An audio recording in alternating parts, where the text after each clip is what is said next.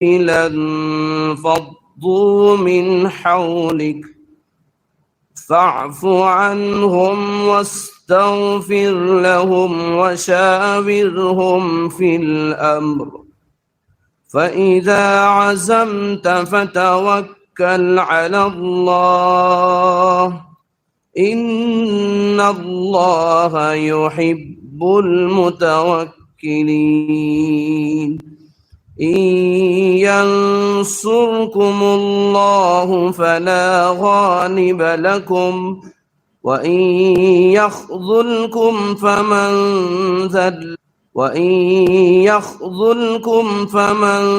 ذا الذي ينصركم من بعده وعلى الله فليتوكل المؤمنون صدق الله العظيم.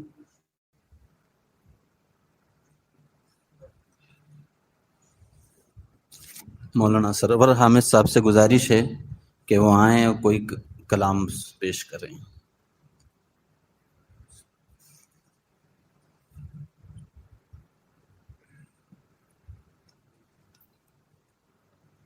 السلام علیکم ورحمۃ اللہ وبرکاتہ.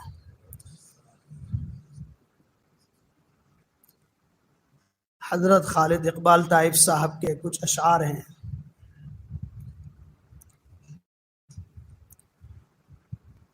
کرامت یقیناً تیری یاد کی ہے، کرامت یقیناً تیری یاد کی ہے، ابھی تیرگی تھی ابھی روشنی ہے، اور ابھی روشنی ہو گئی.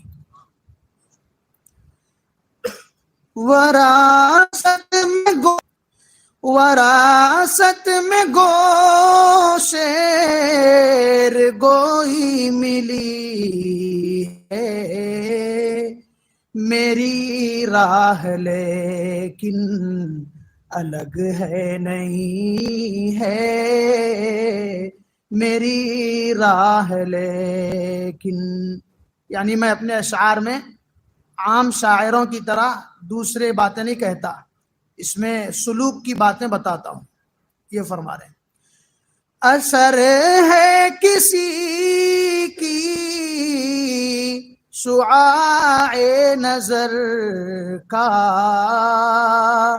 اثر ہے کسی کی شعاع نظر کا، مجھے تو ہر ایک شے ہنسی لگ رہی ہے، مجھے تو ہر ایک شے، ڈراؤ نہ غم ہائے جانا سے ہم کو، یعنی لوگ یہ کہتے ہیں کہ اہل اللہ کی مجالس میں جانے سے اپنی زندگی کے عیش کو چھوڑیں گے، اور پھر عیش و عشرت کو چھوڑیں گے تو زندگی میں غم ہی غم آئے گا. ڈراؤ نہ غم ہائے جانا سے ہم کو، کہ یہ غم ہماری لغت میں خوشی ہے، کہ یہ غم ہماری، ڈراؤ نہ غم ہائے جانا سے ہم کو، کہ یہ غم ہماری لغت میں خوشی ہے، جسے آزمانا ہو وہ آزمائے، قرار دل و جاں غم عاشقی ہے، قرار دلو جان. اب کچھ زمانے کے حالات کو بتا رہے ہیں کہ اس زمانے میں ایمان سوز حالات ہیں. اب ہمیں کیا کرنا پڑے گا؟ چراغوں کی لو کو بڑھانا پڑے گا. چراغوں کی لو کو بڑھانا پڑے گا. ہواؤں کی رفتار بڑھنے لگی ہے. ہواؤں کی رفتار. غم دوست یعنی اللہ تبارک و تعالیٰ کا غم. غم دوست کا ایک لمحہ بھی تائب. غم دوست کا ایک لمحہ بھی تائب. خدا کی قسم حاصل زندگی ہے. خدا کی قسم حاصل زندگی ہے. ہواؤں کی رفتار بڑھنے لگی ہے. ڈراؤ نہ غم ہائے جانا سے ہم کو کہ یہ غم ہماری لغت میں خوشی ہے. ابھی تیرگی تھی ابھی روشنی ہے.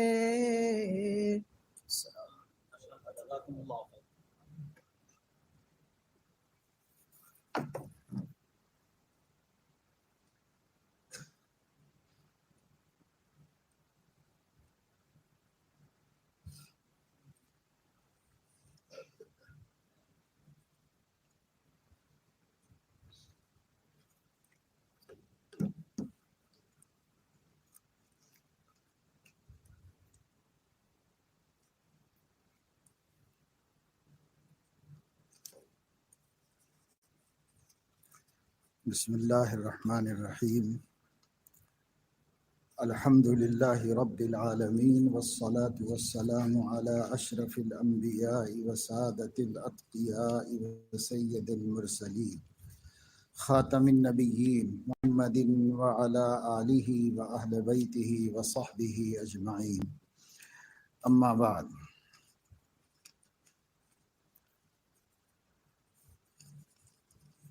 فقد قال اللہ تبارک و تعالی یا ایہا الذین آمنوا اتقوا اللہ وکونوا مع الصادقین.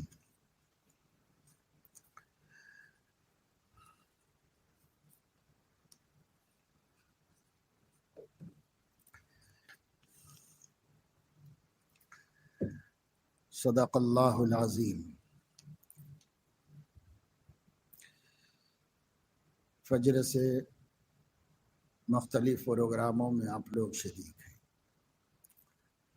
اور کل عشاء ہی سے یہ بات بتائی جا رہی ہے کہ آنے کے مقصد کو درست کریں اور ہمیشہ مستحضر رکھیں.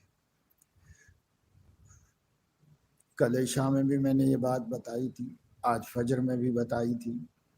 یہاں کیوں آئے ہیں اس نیت کو درست کرو اور اس کو برابر یاد رکھتے رہو، اس لیے کہ یہ نیت ذہن سے ہٹے گی، ہمارا رخ بدلے گا، ہماری مصروفیت بدلے گی.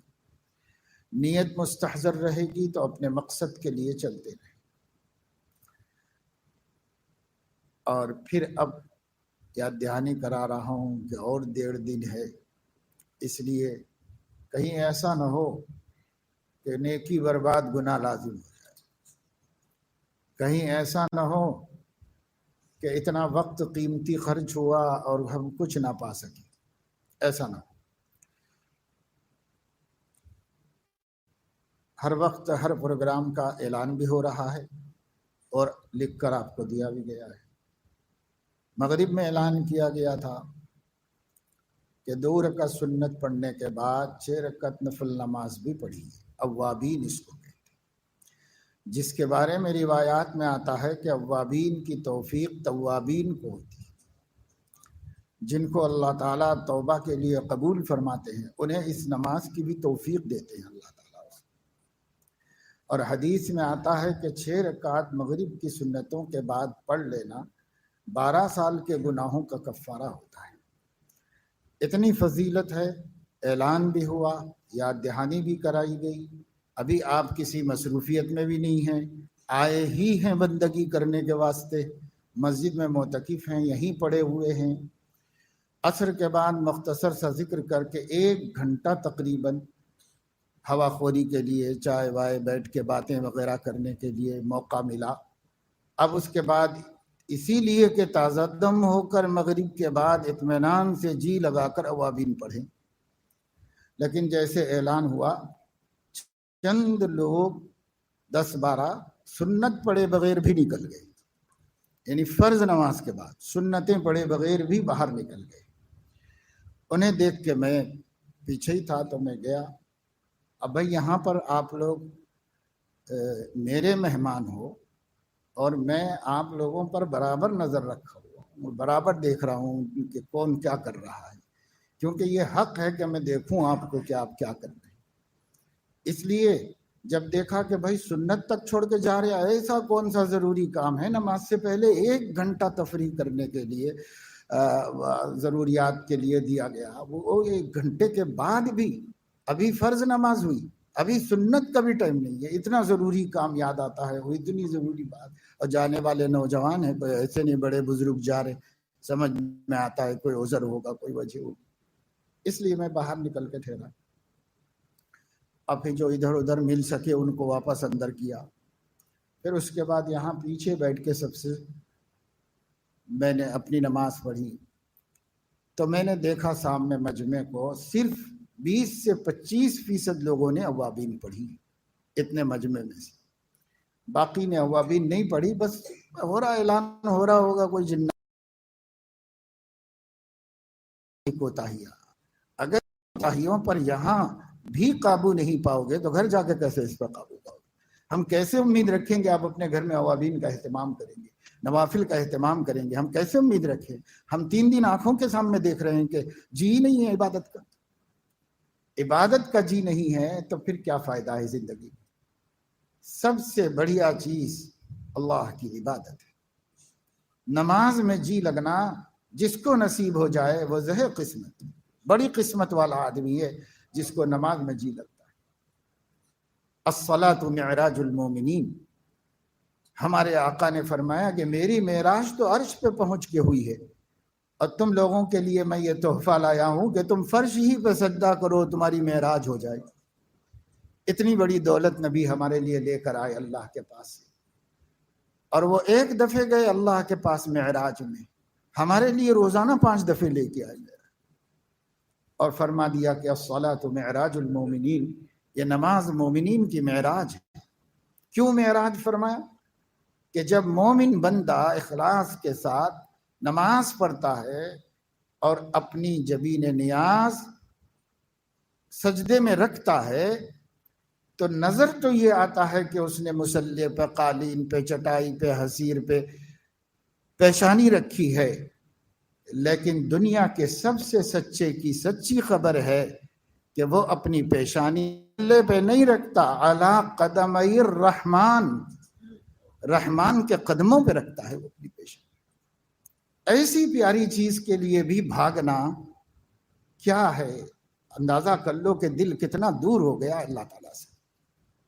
ایسی بھی چیز وہیں بیٹھے ہوئے ہیں لیکن نہیں پڑھ رہے، دیکھ رہے ہیں کہ سب دوسرے لوگ پڑھ رہے ہیں آزو بازو، لیکن خود بیٹھ گئے ہیں نہیں پڑھ رہے۔ کہیں اللہ ہی نے تو محروم نہیں کر دیا؟ آدمی کو سوچنا چاہیے۔ ایک رئیس آدمی تھے، نماز نہیں پڑھا کرتے تھے، وہ سامان خریدے بازار میں، اس کے بعد سامان خود تو لے جا نہیں سکتے تھے، مزدور ملتے تھے حمال اس زمانے میں، مزدور اٹھا کے گھروں تک پہنچا دیتے تھے، جیسے رکشے ٹانگے۔ تو ایک دور تھا جب انسان ہی یہ محنت مزدوری کرتے تھے، ابھی قریب زمانے تک تو یہ سب بنگال میں انسان ہی محنت کرتے تھے، مزدوری کرتے تھے۔ انہوں نے کسی مزدور سے پوچھا کہ بھائی یہ سامان پہنچا دو کہ کہاں پہنچانا ہے؟ فلاں جگہ پہنچانا ہے، کیا لوگے؟ انہوں نے پیسے بتائے اور کم بتائے۔ عام طور سے مزدور 100 روپے لیتا ہے تو وہ 80 روپے بتائے، اور یہ بتا دیا کہ یہ میں اس لیے کم لے رہا ہوں کہ شاید نماز میں راستے میں عصر کا وقت ہو جائے گا، تو پھر میں نماز کے لیے رکوں گا، اس لیے میں زیادہ مزدوری آپ سے نہیں پوچھ رہا ہوں۔ انہوں نے کہا کہ بچہ چلو لے کے چلو، سامان لے کے جا رہے تھے، کہیں اذان ہو گئی، راستے میں نماز کا وقت ہوا، مسجد کے پاس انہوں نے وہ سامان سر پہ سے اتار کے وہاں رکھ دیا، اور بولے کہ بھائی وعدہ تھا کہ میں نماز کا وقت ہوگا تو کام نہیں کروں گا، نماز پڑھوں گا۔ اس لیے وہ اندر چلے گئے، وضو بنائے، نماز پڑھے۔ یہ نماز پڑھتے نہیں تھے نواب صاحب، تو وہی کھڑے رہے اپنے سامان کی نگرانی کرتے ہوئے باہر دروازے۔ اب انہوں نے نماز پڑھی، اور جب نماز ختم ہو گئی تو عصر کے بعد تھوڑی دیر اللہ کے ذکر میں بیٹھنا، اللہ کے نبی صلی اللہ علیہ وسلم نبی کی پسند خبریں، اسے ملنا بھی حلال نہیں، اس کو دیکھنا بھی جائز نہیں، اس سے بات کرنا بھی حلال نہیں، لیکن اس کے لیے اپنی قربانیاں دے رہے ہیں تمناؤں کی، اور اس کی خواہشات پوری کر رہے ہیں۔ اور عاشق مصطفیٰ کیسا ہوتا ہے کہ اس کو نبی کی خواہش کا پتہ ہے، پھر بھی ہاتھ نہیں ہو رہا کام کرنے کے پاس، پھر بھی جی نہیں چاہ رہا، سستی بیچ میں آ رہی، کاہلی بیچ میں آ رہی۔ اب پتہ ہے کہ یہ بات میرے نبی کی پسندیدہ بات ہے، یہ محبت ہے کہ دھوکہ ہے محبت کے نام، دھوکے میں مبتلا ہے۔ حضور علیہ السلام کی سنت کے اتباع میں یہ مزدور بیٹھ گیا اور تھوڑی دیر ذکر کرتا۔ اب اس کو دیر ہوئی، نواب صاحب کافی دیر کھڑے، دیکھا سب لوگ ایک ایک کر کے نکلے اور چلے گئے، ہمارا ہی آدمی نہیں کر رہا ہے۔ تو وہ دروازے کے پاس آیا اور اس نے زور سے آواز دی، وہ کہا کہ او صاحب ابھی تمہاری نماز نہیں ہو گئی، کتنی دیر ہو گئی؟ ابھی تمہاری نماز نہیں ہو گئی، کتنی دیر ہو گئی؟ کون تمہارے ہاتھ پیر پکڑ کے رکھا ہوا ہے اندر؟ نواب تھا، غصہ آیا، بہت ڈانٹا اس کو، کون پکڑ کے رکھا ہے تم کو اندر؟ تو اس نے بھی ہمت سے جواب دیا، اس نے اندر ہی سے کہا کہ وہ مجھے باہر آنے نہیں دے رہا ہے جو تجھے اندر آنے نہیں دے رہا ہے۔ اللہ کی محبت میں بیٹھا ہوا ہوں اور تجھے محروم کیا ہوا ہے، ٹھہرو وہیں پر، ہمیں کیا کرنا ہوتا؟ مسجد کے دروازے پہ کھڑا ہوا ہے، نماز کے لیے اندر نہیں آتا۔ تو کبھی اللہ تعالیٰ مہر لگا دیتے ہیں بھائی۔ ختم اللہ علی قلوبہم وعلی سمعہم وعلی ابصارہم غشاوہ، منافقوں کے قلوب پر اللہ تعالیٰ نے سٹامپ لگا دیا ہے گمراہی کا، اور ان کے کانوں پہ بھی لگا دیا ہے، اور ان کی آنکھوں پہ پردہ ڈال دیا۔ لہم قلوب لا یفقہون بہا ولہم اعین لا یبصرون بہا ولہم آذان لا یسمعون بہا اولئک کالانعام بل ہم اضل۔ اللہ فرما رہے ہیں کہ ان مشرکوں کے دل ہیں مگر اللہ کی بات نہیں سمجھتے، نبی کی بات نہیں سمجھتے، ان کو کان ہے مگر نبی کی بات نہیں سنتے، ان کو آنکھ ہے مگر نبی کی بات نہیں دیکھتے، یہ چوپائے ہیں، جانور ہیں، ان سے بدتر۔ ایسا اگر ہمارا بھی حال ہو تو پھر کیا فائدہ بھائی؟ چلو جو لوگ دین سے دور ہیں ان کی بات نہ کریں ہم، چلو اللہ ان کو جتنی بھی توفیق دے دے کم ہے، لیکن جو لوگ اپنے کو سالکین کہتے ہیں، جو لوگ اپنے کو راہ خدا کے راہ رو سمجھتے ہیں، جو لوگ اپنے کو دین کی فکروں والا سمجھ رہے ہیں، اور پھر یہ ہے کہ صاحب آپ کا ساتھی آپ کے بازو ایک عظیم عبادت کر رہا ہے اور آپ اس کے بازو بیکار بیٹھے ہوئے، کیوں نہیں ہو سکتی بھائی ہم سے عبادت؟ ایک بندہ میرے جیسا میرے ساتھ صبح سے ہے، میرے ساتھ تھکا ہوا ہے، مصروف ہے، اس کو تو ماشاءاللہ کھڑا ہوا ہے، نماز میں نیت باندھا ہوا ہے، جی بھی لگ رہا ہے، اور اسے ایسے کی پرواہ نہیں کہ لوگ کیا کر رہے ہیں، میں میرے خدا کے ساتھ ہوں بس۔ ایک چیز پیدا کرنے کا نام تصوف ہے. تعلق مع اللہ پیدا ہو جائے، تقوی اللہ آ جائے، نسبت مع اللہ ہو جائے، اور اللہ کا تعلق جتنا بڑھتا جائے گا، نبی کا تعلق بڑھتا جائے گا، نبی کا تعلق جتنا بڑھتا جائے گا اللہ کا بڑھتا جائے گا. اور یہ باتوں سے نہیں بڑھتا، کاموں سے بڑھتا ہے. کاموں سے بڑھتا ہے. کام کرو. صحابہ کو دیکھو، انہوں نے نبی کو ٹوٹ کے چاہا ہے، ایسی محبت کر کے دکھائی ہے کہ انسانیت کی تاریخ میں اس کی مثال نہیں. ایسی محبت اپنے محبوب کر کے دکھائی ہے. یہاں کیا ہے؟ 0/0، صرف باتیں ہی باتیں، کرنا اور نہ کچھ نہیں ہے نبی کے لیے، صرف باتیں. باتوں سے ترقی کسی کی نہیں ہوئی ہے، باتوں سے ایک لقمہ روٹی کا نہیں ملتا، باتوں سے 2 ٹکے نہیں کما سکتے. کام کر کے انسان دنیا بھی کماتا ہے، کام کر کے انسان آخرت بھی کماتا ہے. اس لیے بھائی کام کرو. یہ غلط بات ہے. حضرت مولانا ابراہیم پانڈور دامت برکاتہم بہت بڑے عالم دین ہیں، بہت بڑے پیر طریقت ہیں، سارے عالم میں اللہ تعالیٰ ان سے کام لے رہا ہے. ایک مرتبہ حیدرآباد تشریف لائے. جب بھی حیدرآباد تشریف لائے اشرف العلوم ضرور آئے. تو مغرب سے پہلے پہنچے، مغرب کی نماز وہاں پر پڑھی. مدرسہ اسی دن شروع ہوا تھا، تھوڑے سے بچے آئے تھے ابھی. مغرب کی نماز پڑھی. مغرب کی نماز کے بعد انہوں نے اور ان کے رفقا نے اوابین پڑھی.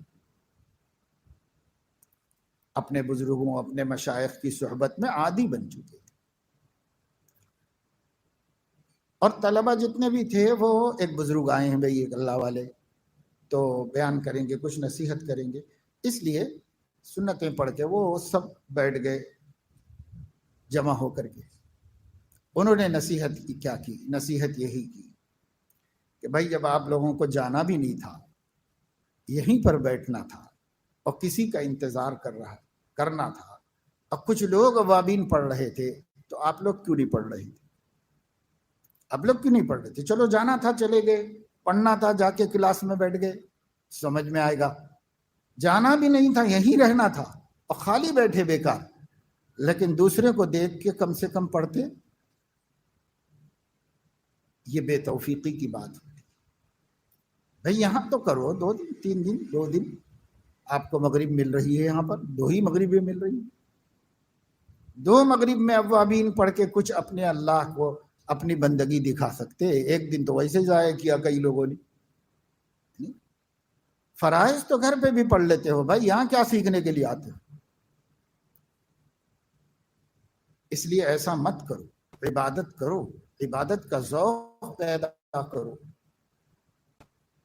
حدیث قدسی میں ہے، اللہ تعالیٰ فرماتا ہے کوئی بندہ میرا مقرب فرائض سے زیادہ کسی عمل سے نہیں ہوتا. اور فرائض کے ادا کرنے کے بعد لا یزال یتقرب الی العبد بالنوافل حتی احببتہ. نفلوں کے ذریعے سے، نفل روزے، نفل نمازیں، نفل خیرات، تلاوت قرآن، ذکر اللہ، درود شریف کی کثرت. کل سے بہت سے لوگ آئے ہوئے، کوئی صبح سے آیا ہوا ہے. اگر ہم ایک ایک کو کھڑا کر کے پوچھیں آج دن بھر میں آپ نے کتنی دفعہ اپنے آقا پر درود شریف پڑھا ہے صلی اللہ علیہ وسلم، کتنی دفعہ پڑھا ہے، تو بعض لوگوں کو شرمندگی کے علاوہ کچھ نہیں ملے گا. بیکار باتیں کر رہے ہیں، فون لے کے بیٹھے ہوئے ہیں، یہاں آئے ہوئے ہیں اللہ سے لو لگانے کے لیے، لو لگائے ہوئے ہیں اپنے کاروبار سے، اپنے دوستوں سے، اپنے خانے. ابے وہ تو وہیں رہنا تھا، کائے کو آئے ہو یہاں پہ؟ کوئی زبردستی کھینچ کے لایا ہے کیا وہاں سے پکڑ کے گرفتار کر کے آپ لوگوں؟ آپ خود آئے ہو تو اللہ سے جی لگانا چاہیے. جس غرض سے آئے ہیں اس غرض سے لگانا چاہیے.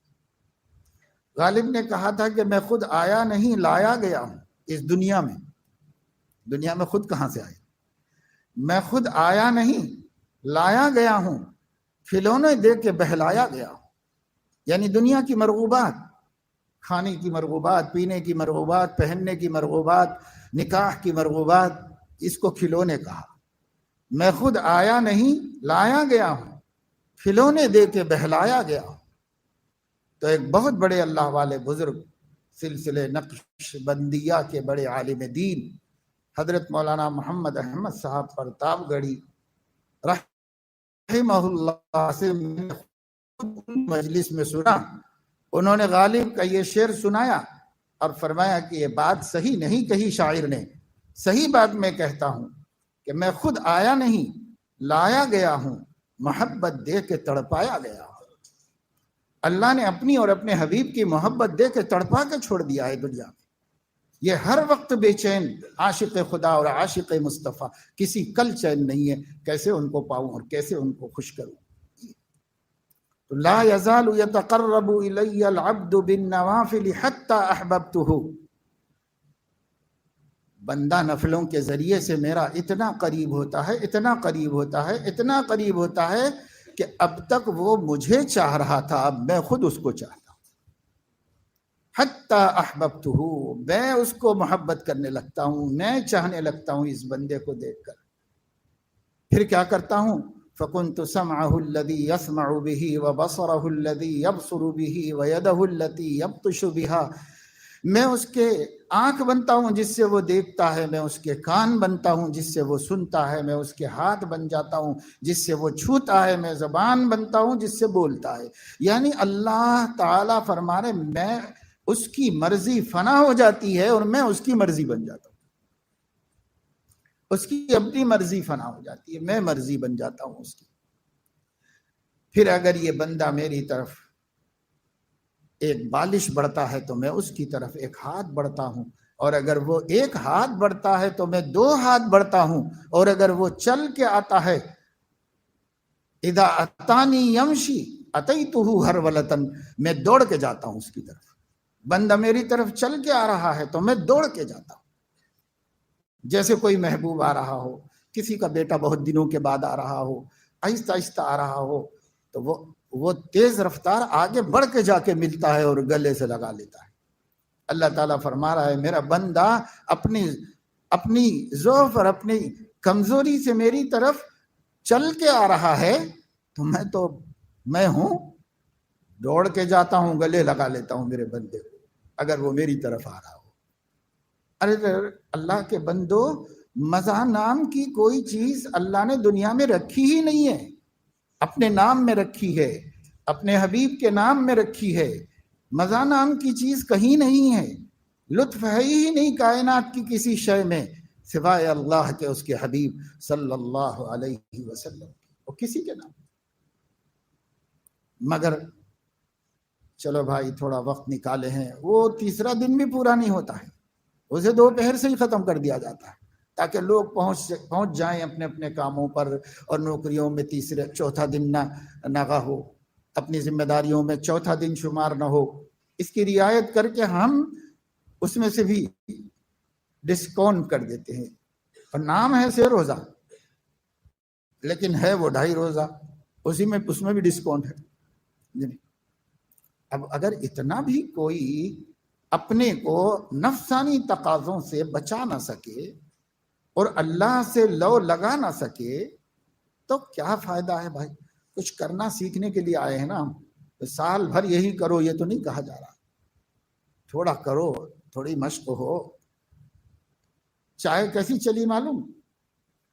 انگریزوں نے چائے کا کاروبار کرنے کے لیے، پیسہ کمانے کے لیے مفت میں روزانہ 1 پڑیا بانٹی جاتی تھی محلوں میں جا کے، بستی بستی 1 پڑیا چائے کی پتی گھر گھر جا کے پہنچاتے تھے انگریز اپنے دور میں، کیونکہ لوگ چائے جانتے ہی نہیں تھے کیا چیز ہے۔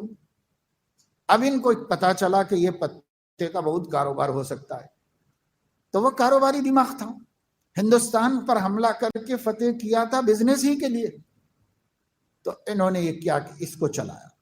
اب ایسا چلایا کہ لوگ لیتے تھے پھینک دیتے تھے، کوئی لوگ لیتے تھے ان کو بنا بنا کے پلایا، آہستہ آہستہ آہستہ آہستہ اب وہ دن آیا ہے کہ صاحب چائے نہ ملے تو زندگی ہی بے رونق ہو گئی۔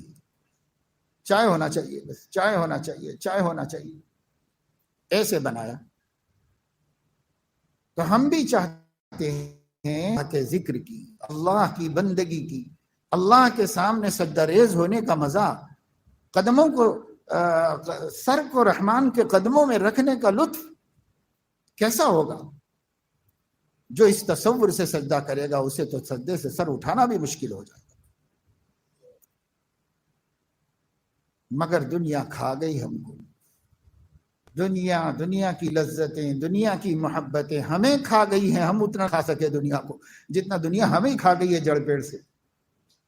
اللہ کا بندہ بننے نہیں دیا، نبی کا عاشق بننے نہیں دیا، ان کا متبع سنت بننے نہیں دیا، ان کی آنکھیں ٹھنڈی کرنے والا بننے نہیں دیا۔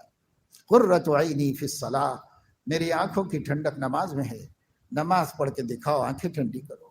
نبی پاک صلی اللہ علیہ وسلم آخری دنوں میں، بالکل آخری دن، اپنے وصال سے پہلے والے دن کی فجر میں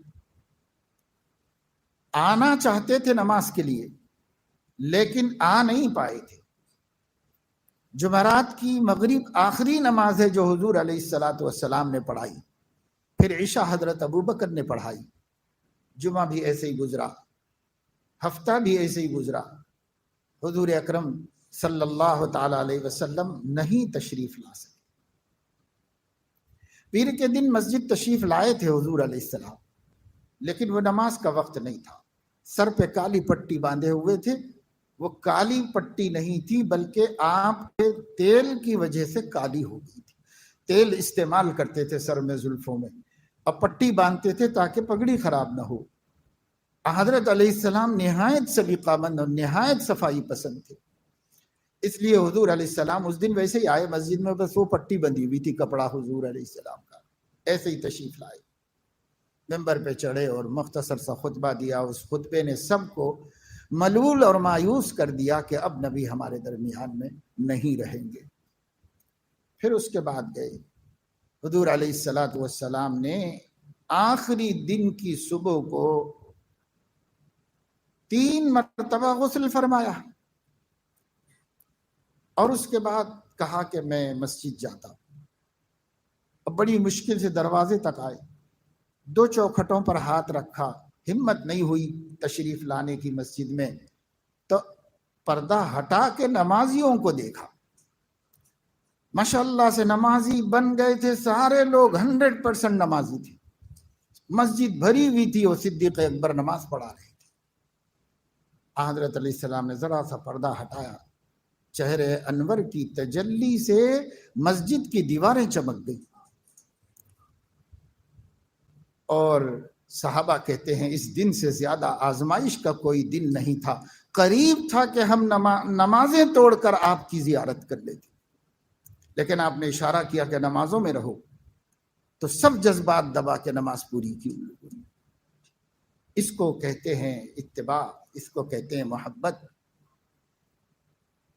پھر حضور علیہ السلام دکھے نہیں، صحابہ کوئی آخری دیدار تھا جو آپ نے کرایا تھا، پھر دنیا سے پردہ فرما دیا۔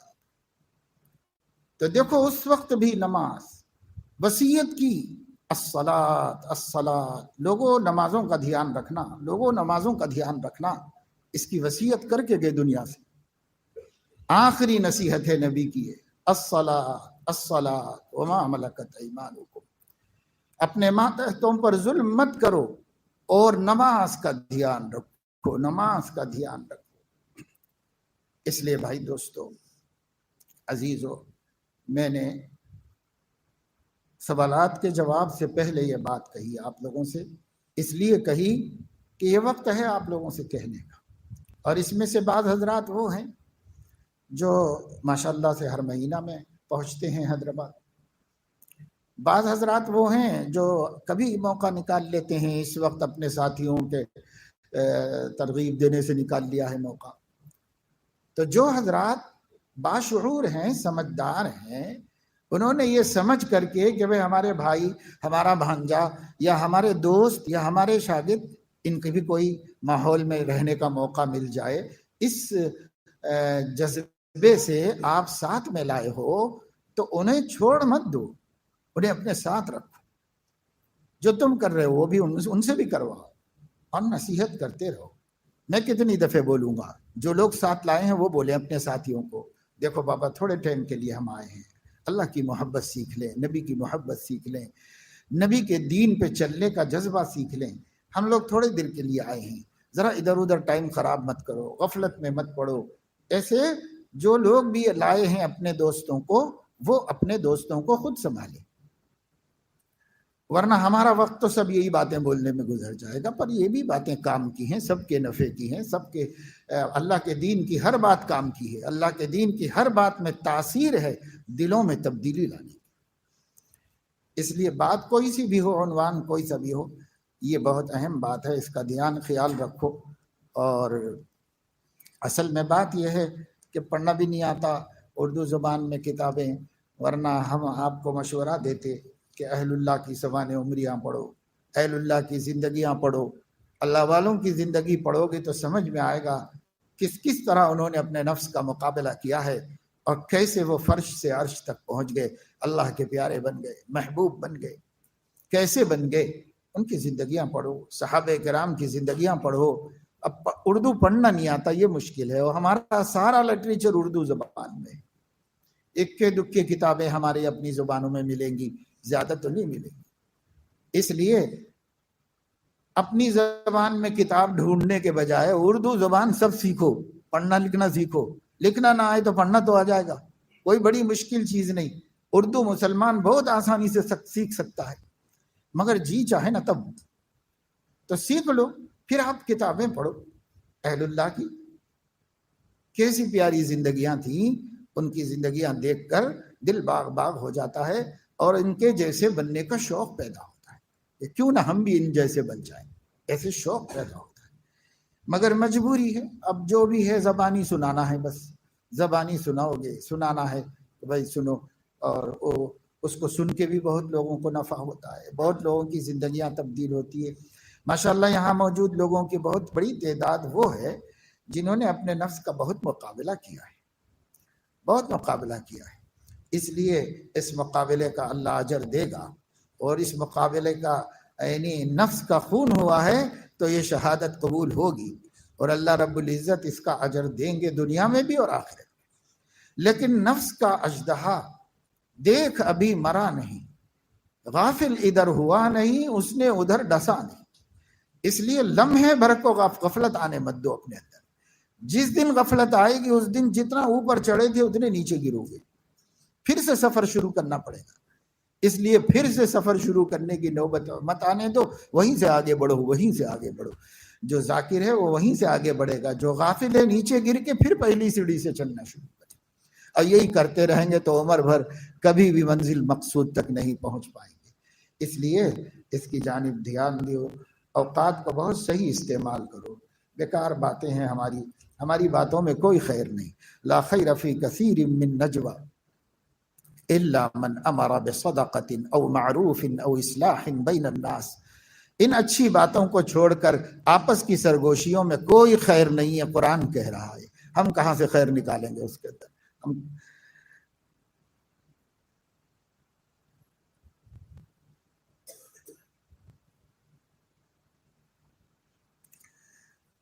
اب ایک تو پہلے ہمارے حافظ صاحب کو اعلان کر دینا چاہیے تھا کہ سوالات و سلوک و طریقت و تصوف سے متعلق ہوں، اپنی تربیت اور اپنی اصلاح سے متعلق ہوں۔ اس کا دھیان ہونا چاہیے، اس لیے کہ بعض سوالات مسائل ہیں، وہ بھائی بہت مفتی موجود ہیں، کسی سے پوچھ لو، کوئی بھی بتا دے، یہاں موجود ہیں مفتیان کرام کئی، کسی سے پوچھ لو، اس میں ہمارا وقت نہ لگے زیادہ۔ سوالات میں اس کا خیال رکھو، اپنی تربیت سے متعلق ہی سوال کرو۔ یہ بھی ایک ہے، چونکہ یہاں ماشاءاللہ مدرسین بھی ہیں، حفاظ بھی ہیں، دین کے خدام بھی ہیں، اس لیے ایسے سوالات بھی آ سکتے ہیں۔ میں مدرسے میں حفظ کے بچوں کو پڑھاتا ہوں، بچے سناتے نہیں تو بہت غصہ آتا ہے تو مارتا ہوں، بسا اوقات منہ سے بھی بد کلامی ہو جاتی ہے، بعد میں افسوس ہوتا ہے، پریشان ہوں اس کے بارے میں کیا کروں۔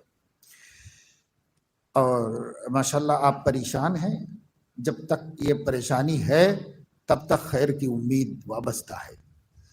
بہت سے ایسے ہوتے ہیں کہ وہ پریشانی والے مرحلے سے آگے چلے جاتے ہیں، اب ان کو پریشانی بھی نہیں ہے کچھ، بس ویسے ہی ہے، نہ اللہ کا ڈر ہے نہ مخلوق کا ڈر ہے، بس ایسے ہو جاتے ہیں۔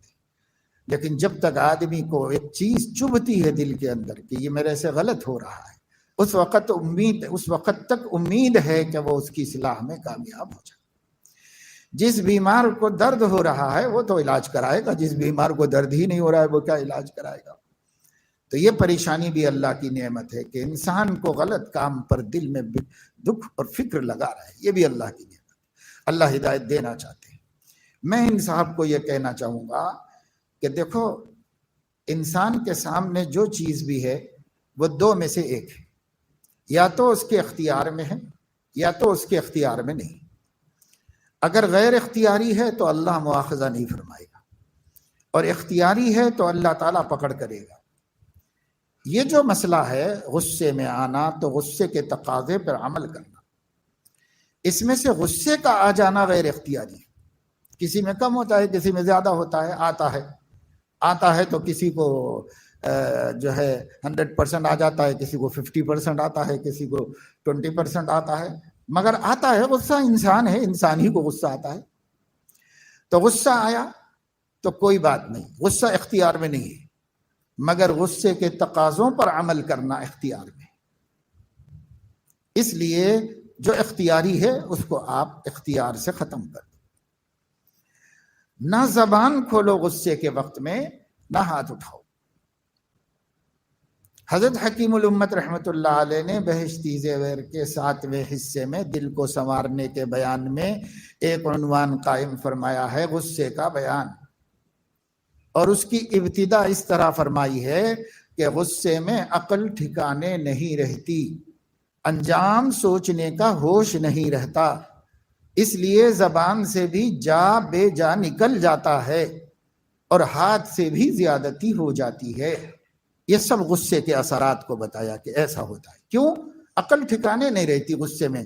میں نے صبح بتایا کہ غصہ نام ہے فوران خون کا، وہ بڑھ جاتا ہے اور ابلنے لگتا ہے خون، تو اس وقت عقل کہاں ٹھکانے رہتی ہے؟ دماغ کی شرائن پھول جاتی ہیں، دماغ کام کرنا چھوڑ دیتا ہے۔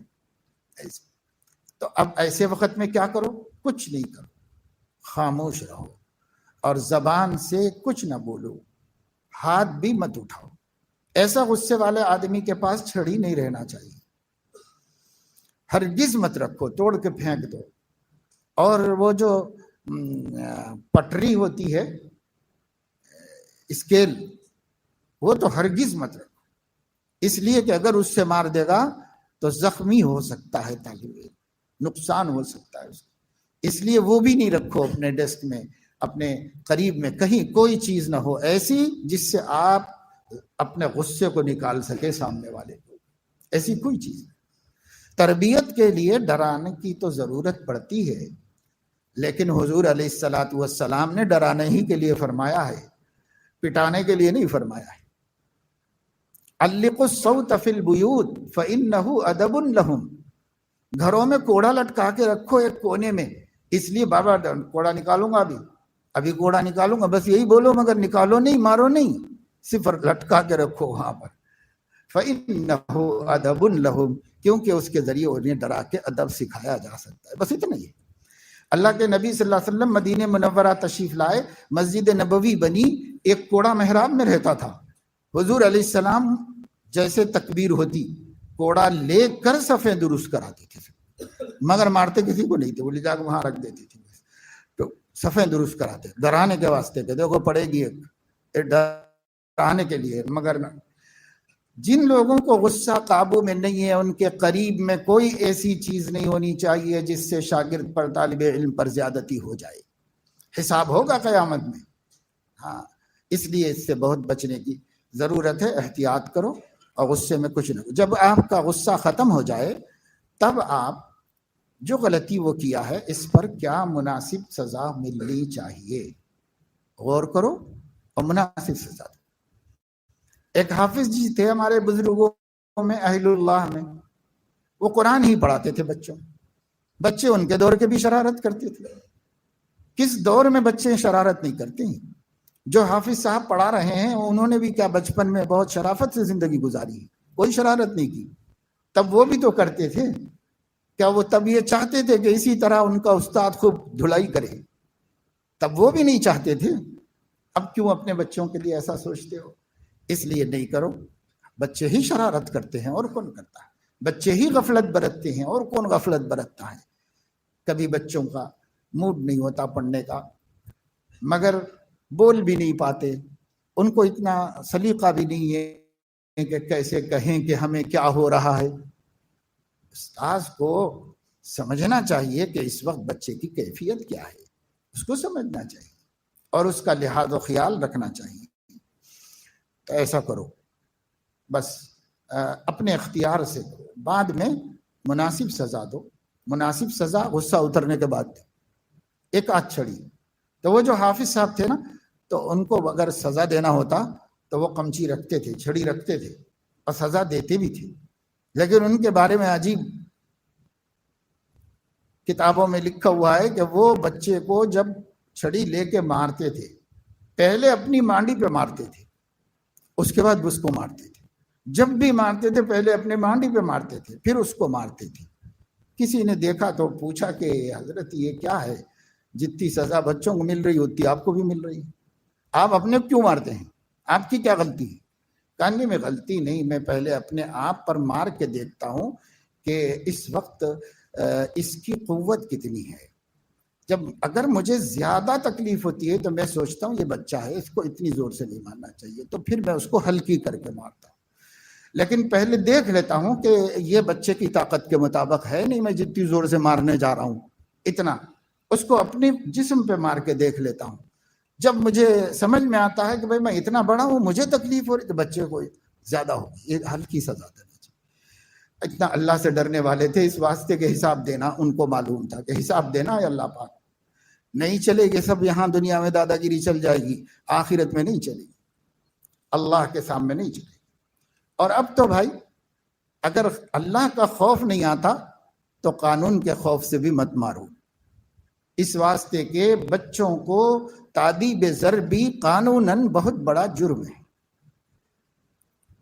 ایک بڑے مولانا ایک علاقے کے 3 برس کی جیل کی سزا ہوئی پٹائی کرنے پر، 3 برس کا سارا نظام خراب ہو گیا اور جیل میں جانا پڑا۔ تو قانون بھی اس کی اجازت نہیں دیتا۔ اب یا اللہ سے ڈرو یا قانون سے ڈرو، مگر کرو ڈرو۔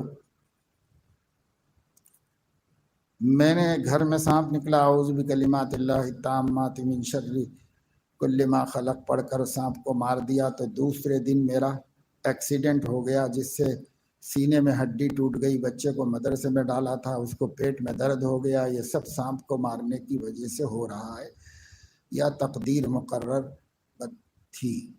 وضاحت فرمائیں۔ سانپ کو مارنے کی شریعت نے اجازت دی ہے تو شریعت سزا کیوں دے گی؟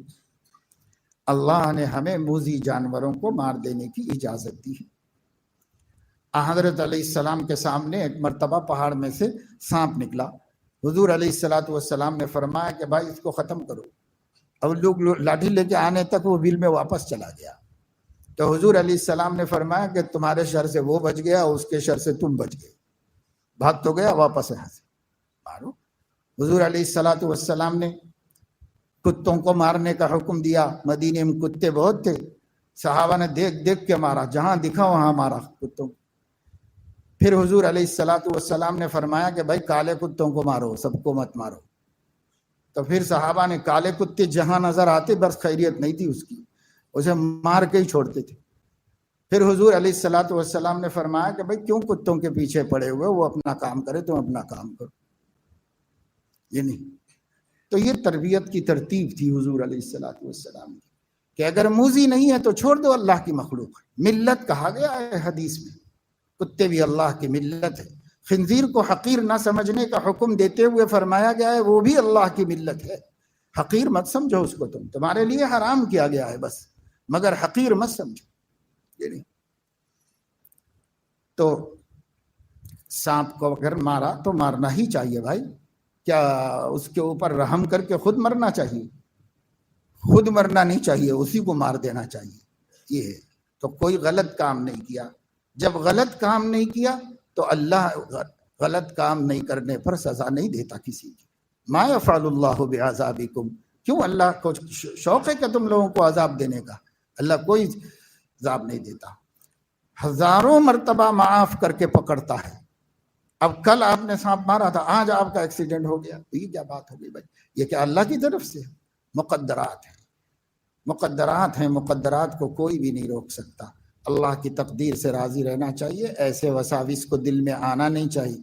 جب دل میں ایسے وساوس بڑھ جاتے ہیں تو بدعقیدگیاں پیدا ہو جاتی ہیں، پھر ہندوانہ تصورات و توہمات و خیالات پیدا ہو جائیں گے، پھر مومن کی توحید کی کیا برکت باقی رہے گی؟ توحید کے خلاف ہے ایسا سوچنا، ایسا ہرگز مت سوچو۔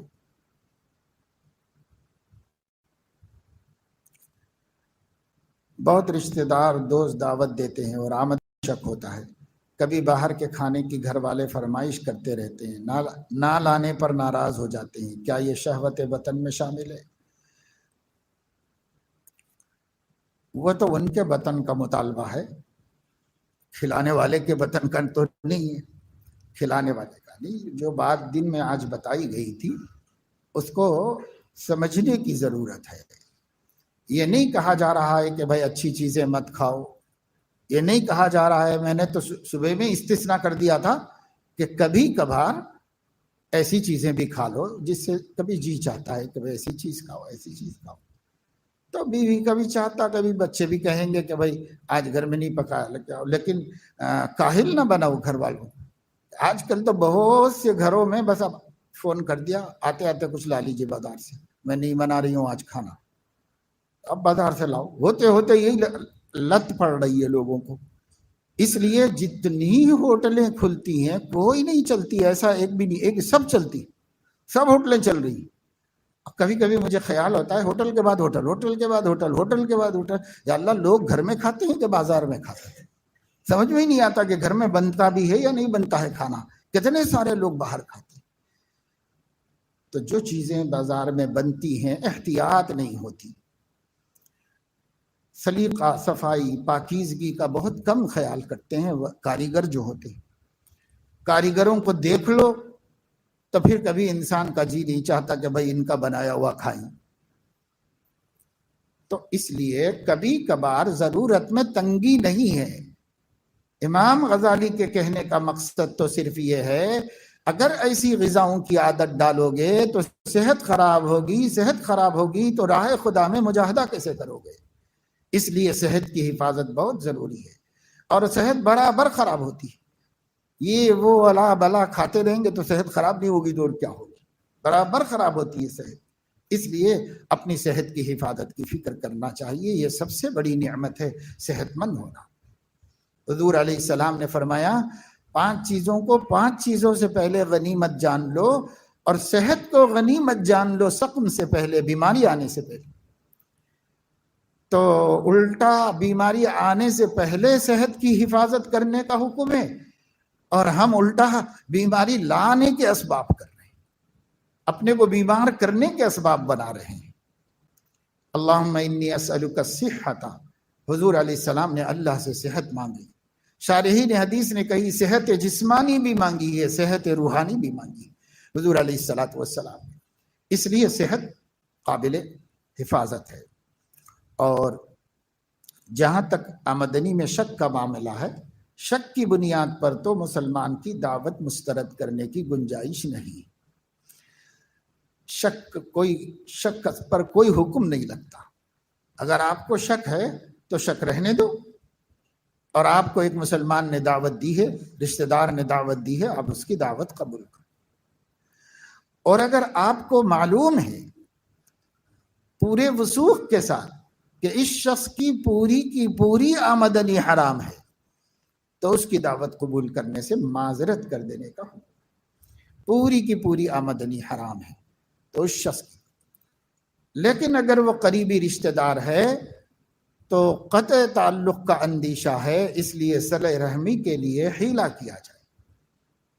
وہ فقہا نے بیان کیا ہے، حیلہ یہ کیا جائے کہ اس دعوت دینے والے کو مسئلہ شرعی بتا کر اس کو راضی کرو کہ وہ کسی غیر مسلم سے ادھار لا کر یا قرضہ لے کر ہمیں دعوت کر دے، اور بعد میں اپنے پیسے سے اس کا قرضہ ادا کر دے۔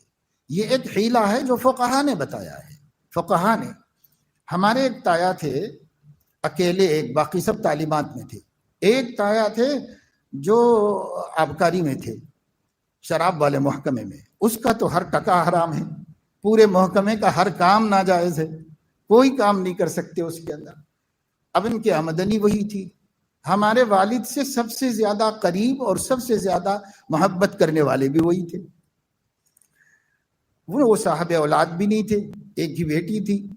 اور وہ بار بار کہتے تھے بچوں کو لے کے آؤ میرے پاس، بچوں کو چھٹیوں میں لے کے آؤ، میرے پاس آ کے رہو، میرے پاس آ کے رہو، بار بار دعوت دیتے. ہمارے والد نے حضرت محی السنہ رحمۃ اللہ علیہ سے رائے مشورہ کیا تو انہوں نے کہا کہ ٹھیک ہے، وہ چونکہ سگے بھائی ہیں اور صلہ رحمی کی بڑی اہمیت ہے، ابھی ان کو سمجھ میں نہیں آیا ہے کہ بھئی یہ حرام آمدنی کو چھوڑ دیا جائے، تو ان کو بتاتے بھی رہو اور مسئلہ بھی بتاؤ اور بولو میری مجبوری یہ ہے، اس وجہ سے میں نہیں آ سکتا. اس لیے آپ اگر ایسا ہیلا کر لیں گے، یہ شرعی ہیلا، تو پھر مجھے کوئی عذر نہیں. چنانچہ ہمیں یاد ہے ہمارے بچپن میں ہم لوگ گئے، مہینہ بھر ان کے گھر میں رہے اور وہ سب ایک غیر مسلم سے قرض لے کر گھر چلاتے رہے. بعد میں انہوں نے اپنی تنخواہ سے ادا کر دیا. تو علماء سے پوچھ لینا چاہیے جہاں پر کوئی مشکل پیش آئے، اور پوچھ کر عمل کر لینا چاہیے.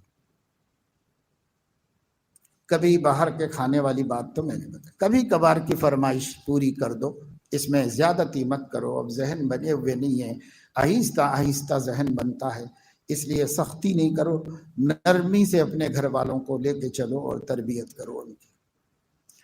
اسلام میں اللہ تعالیٰ پر توکل کرنے کا جو حکم ہے اس کا مطلب کیا ہے؟ جیسا کہ قرآن میں بہت جگہ توکل علی اللہ مومن کا خاصہ بتلایا گیا ہے. توکل کا مطلب یہ ہے کہ تدبیر پر بھروسہ نہ کیا جائے. مسنون توکل یہ، تدبیر پر بھروسہ نہ کیا جائے، پر تدبیر کی جائے. کیونکہ اللہ رب العزت نے فرمایا ہے کہ اللہ نے اس دنیا میں جو نظام کائنات بنایا ہے وہ بدلتا نہیں، وہ اسی طریقے سے رہے گا. لن تجد لسنت اللہ تبدیلا، تم اللہ کے نظام کو بدلا ہوا نہیں دیکھو گے.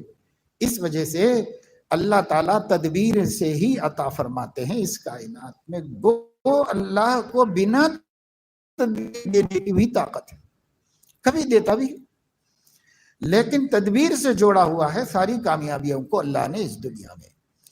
تدبیر جائز ہونی چاہیے اور ہونی چاہیے. ناجائز تدبیر مت کرو، تدبیر چھوڑو بھی مت. اللہ سے دعا مانگو، بھروسہ اللہ کی اوپر رکھو، وہ دے گا. اور وہ ہماری اس تدبیر میں تو بھروسہ اس پہ نہ کیا جائے. حضور علیہ السلام نے فرمایا، صحابہ نے پوچھا کہ اونٹ کو کھلا چھوڑ کے اللہ پہ بھروسہ کر لیں؟ تو فرمایا نہیں، اس کو عقال پہنا کے اللہ پہ بھروسہ کر. عقل و توکل، پہلے عقال پہنا دو اس کے، اب پھر اللہ پہ بھروسہ کرو. یعنی اس کو باندھنے کا انتظام کرو، اللہ پہ اب بھروسہ کرو. اور اگر یہ نہیں کر کے بھروسہ کرو گے تو اس بھروسے کا آپ کو حکم نہیں دیا گیا ہے، اور اللہ تعالیٰ اگر ضائع کر دے تمہاری چیز تو پھر تم اللہ کا کوئی اس میں شکوہ نہیں ہے، کیونکہ تم ہی نے غلط کیا. تو توکل کا یہ مطلب نہیں ہے کہ ترک تدبیر کی جائے. یہ بات صحیح ہے کہ تدبیر کے دست ذری سے تقدیر درخشاں ہوتی ہے، قدرت بھی مدد فرماتی ہے جب کوشش انسان ہوتی ہے. اس کو نہیں چھوڑو، کوشش برابر کرنا چاہیے، دنیا کے لیے بھی کرو، دین کے لیے بھی کرو. مجھ کو نماز کی پابندی نہیں ہوتی گناہ کی وجہ سے، رہبری فرمائیں. نماز کی پابندی نہیں ہوتی ایسا مت بولو، نماز کی پابندی میں نہیں کرتا ایسا بولو. یہ بھی بڑا نفس کا ہے. پابندی نہیں ہوتی ہونا دوسرے پہ ڈال دے رہا ہے، وہ نہیں کر رہا ہے، خود نہیں کر رہا ہے اور کسی اور پہ ڈال دے رہا ہے کہ نہیں ہوتی. یہ صحیح نہیں ہے. یہ صحیح سوال ہے کہ مجھ سے میں نماز کی پابندی نہیں کرتا، یہ سیدھا سوال ہے. اور نفس ایسا سوال کرنے نہیں دیتا، کیونکہ اس سیدھے سوال کا جواب بھی سیدھا ہے. میں نماز کی پابندی نہیں کرتا، تو جواب یہ ہے کہ اب کرنا شروع کر دو. تو اس لیے ایسا نہیں لکھا تھا، ایسا لکھا تھا ہے نہیں ہوتی۔ نہیں ہوتی کیا ہے؟ کوئی چڑیا ہے؟ کوئی غیب کی چیز ہے؟ کوئی غیبی طاقت ہے؟ کیا چیز ہے جو نہیں ہوتی ہے؟ میں نہیں کرتا، یہ ہے سوال۔ اور جواب کیا ہے؟ نہیں کیوں کر رہا ہے؟ جب نماز پہ ایمان کا دار و مدار ہے تو کیوں نہیں کر رہا ہے؟ کرنا شروع کر دو، یہی اس کا جواب ہے۔ یہی جواب اللہ نے دیا، یہی جواب رسول اللہ صلی اللہ علیہ وسلم نے دیا۔ تمام مشائخ یہی جواب دیتے ہیں، جو کام نہیں کر رہے ہو کرنا شروع کرو، بس یہ ہے۔ بیوی بچوں کو نماز پڑھنے کے لیے کہہ رہا ہوں لیکن وہ نہیں پڑھ رہے ہیں، کیا کروں؟ کہتے رہے، بس کہنا بند نہ کریں، حکمت سے کہیں، موقع محل مناسب دیکھ کے کہیں، غصے کے وقت میں نہ کہیں، جب وہ چڑ رہے ہوں تو تب نہ کہیں، کیونکہ ایسے وقت میں ہماری نصیحت رائے گاں ہوتی ہے اور الٹا اثر کرتی ہے۔ اس لیے کہتے رہیں، کہنا بند نہ کریں۔ آپ کے ذمے ان سے نماز پڑھوانا نہیں ہے، نماز پڑھنے کے لیے کہنا ہی ہے، بس اتنا ہی ہے۔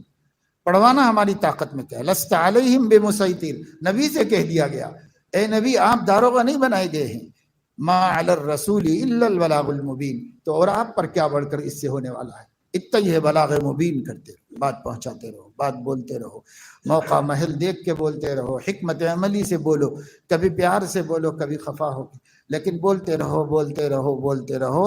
اللہ توفیق دینے والے ہیں، ہمارے ہاتھ میں نہیں ہے۔ اگر اللہ توفیق دے دیں گے تو ماشاءاللہ سے کیا کہنے، اور اگر ان کو توفیق نہیں ملے گی تو اگر ہم اخیر تک بولتے رہے تو ہم سے تو حساب نہیں ہوگا۔ اس کا حساب ہر بالغ کے اوپر نماز فرض ہے، ہر عاقل بالغ سے اللہ حساب لے گا، ہم سے نہیں لے گا۔ لیکن اصلاح کی فکروں سے غافل مت رہو، اصلاح کی فکر برابر کرتے رہو۔ آپ سے اصلاحی تعلق ہے مگر اپنے احوال نہیں بتا رہا ہوں، کافی عرصہ ہو گیا ہے۔ تو یہ بات انہوں نے بالکل ٹھیک کہی کہ میں نہیں بتا رہا ہوں، تو اب آپ بتانا شروع کر دیجئے، اگر اس میں نفع ہے تو بتانا شروع کر دیجئے، نہیں تو کسی اور پیر کو پکڑیے، کہیں سے تو کام نکالیے، اپنا کام نکلنا چاہیے بس۔ عرض گزارش یہ ہے کہ حضرت میں گناہوں سے توبہ کرتا ہوں، پھر گناہ ہو جاتا، پھر توبہ کرتا ہوں، پھر ہو جاتا ہے، میں گناہوں سے رک نہیں سک رہا ہوں، اور جو نیک کام میں نہیں کر پا رہا ہوں کیا وہ گناہوں کی وجہ سے ہے؟ یہ تو ہے کہ گناہوں کی نحوست سے نیک کاموں کی توفیق ہو نہیں پاتی آدمی کو، کیونکہ گناہ ظلمت ہے، اور جب ظلمت کی وجہ سے روشنی قریب میں نہیں آتی۔ نیک کام گناہ چھوڑنے سے ہی آسانی سے ہو سکتے ہیں انسان سے۔ جو نیک کام بھی چھوٹ رہے ہیں تو نیک کاموں کا چھوڑنا بھی ایک گناہ ہے۔ یہ گناہ گناہ کو کھینچتا ہے، نیکی نیکی کو کھینچتی ہے، گناہ گناہ کو کھینچتا ہے۔ اس لیے نیکیوں میں اضافہ ہمت کر کے شروع کرو تاکہ ہر نیکی دوسری نیکی کو کھینچے۔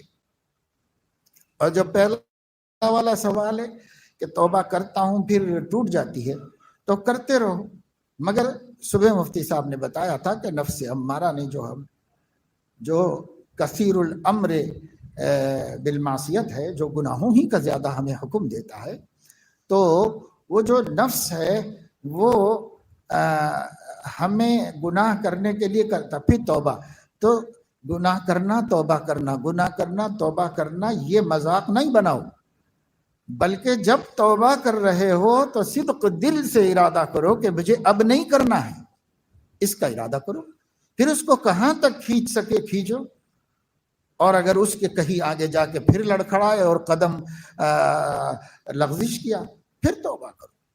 تو اگر کوئی اس طرح کرتا ہے کہ گناہ کرتا نہیں ہے اپنی خواہش سے، گناہ سے رکنے کی پوری کوشش کرتا ہے، بچنے کی پوری فکر کرتا ہے، ہر ممکن ہیلے تدبیریں جتن کرتا ہے کہ میں نہ کروں نہ کروں نہ کروں، اور پھر اس کے بعد ہو گیا تو پھر توبہ کر لو۔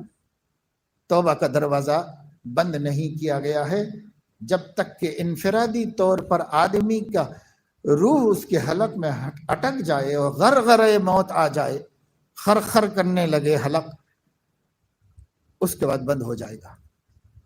اور اجتماعی طور پر جب مغرب سے سورج نکلے گا توبہ کا دروازہ بند ہو جائے گا۔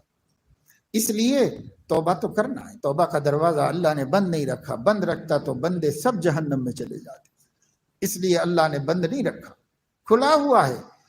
مگر جیسے گھر میں اگر آگ کے جلے ہوئے کو لگانے کا مرہم ہو کہ صاحب یہ مرہم لگا دو تو جلا ہوا ٹھنڈا پڑ جائے گا اور آگ کا جلا ہوا وہ کھال خراب نہیں ہوگی، جلے گا نہیں، ایسا کوئی مرہم ہو آپ کے پاس، تو اس مرہم کو آزمانے کے واسطے اپنا ہاتھ لے جا کے کوئی چولہے میں نہیں ڈالتا۔ وہ کہتا ہے کہ 1000 مرہم رہنے دو، میں ایسی حماقت نہیں کروں گا، میں کیوں اپنا ہاتھ جلاؤں؟ ہاں جل جاتا ہے تو لگا لیتا ہے، یہ ٹھیک ہے۔ تو توبہ ہے اس وجہ سے گناہ کرنا ہے نہیں، گناہ سے بچنا ہے، ہو گیا تو توبہ ہے۔ اس لیے توبہ کو مرہم کے درجے میں ہی رکھو، توبہ کو جو ہے وہ 3 وقت کے کھانے کے درجے میں مت رکھو۔ اس لیے جو آدمی کوشش کرے گا زیادہ دن تک بچے گا، پھر زیادہ دن تک بچے گا، پھر زیادہ دن تک بچے گا، اور ایسے ہوتے ہوتے ایک دن قابو بھی پا جائے گا اپنے گناہ کے اوپر۔ اس لیے گناہ میں توبہ تو ہے بھائی ماشاءاللہ، ایک راستہ ہے، اللہ نے بند نہیں کیا، بہت عجیب راستہ ہے۔ اور توبہ کا نام، توبہ عربی کا لفظ ہے اور اس کے معنی ہے لوٹنا پلٹنا، اس کو ہم کہتے ہیں یو ٹرن۔ تو یو ٹرن ہے وہ جب راستہ بگڑا فوراً واپس آؤ، فوراً واپس آؤ، یہ واپس آتے رہو۔ اب کوئی آدمی ایسا نہیں کرتا کہ سب آگے ڈیوائیڈر ہے اس وجہ سے ہم پہلے بھٹک جائیں، تو خود سے تھوڑی بھٹکتا ہے، کوئی بھٹکتا ہے تو راستے پہ آتا ہے، اور جان بوجھ کے بھٹکنا تو ہمیں نہیں معلوم کہ کوئی عقل مند ایسا کرتا ہو۔ اس لیے جان بوجھ کے گناہ مت کرو، ہو جائے تو توبہ کرو، مایوس کبھی مت کرو، مایوس نہ ہو اے دل دستے دعا اٹھا کر، کبھی اللہ سے مایوس مت ہو، کوشش برابر جاری رکھو، مگر یہ دیکھتے رہو کہ نفس دھوکہ تو نہیں دے رہا ہے۔ یہ ہر دفعے پکا ارادہ ہونا چاہیے کہ اب نہیں مجھے کرنا ہے، اب نہیں کرنا ہے۔ وَلَمْ يُصِرُّوا عَلَى مَا فَعَلُوا، صحابہ کے بارے میں بتایا گیا ہے کہ وہ جو کبھی گناہ ہو گیا تو اصرار علی المعصیت نہیں تھا۔ صحابہ میں آپ نہیں دیکھو گے کہیں بھی کہ ایک گناہ کیا تو کرتے چلے جا رہے، نہیں ملے گا آپ کو صحابہ کیا، کبھی ہو گیا ہے زندگی میں ان سے اور توبہ کر لی تو پھر کبھی ادھر پلٹ کے نہیں دیکھا۔ یہ ہمت و حوصلے کی بات ہے، ہمت سے کام لو۔ ایک صاحب کہہ رہے ہیں کہ رفع یدین کے ساتھ نماز ہوتی ہے یا نہیں، ہاں یا نہ میں جواب دیجئے، ہم سے مذاق کرنے کے لیے مت سوالات کرو، یہ علم ہے، یہ دین ہے، دل لگی نہیں ہے۔ اگر جاننا ہے تو صحیح طریقے سے پوچھو اور ہم صحیح طریقے سے اس کا جواب دیں گے۔ رفع یدین کیا ہے اور عدم رفع کیا ہے، کیوں نہیں کرنا چاہیے؟ آپ کو ہاں نہ میں بنا لے کہ ہم کو کرائے کے اوپر رکھا ہے کیا آپ کو جواب دینے کے لیے؟ بدتمیز سوال ہے یہ بالکل۔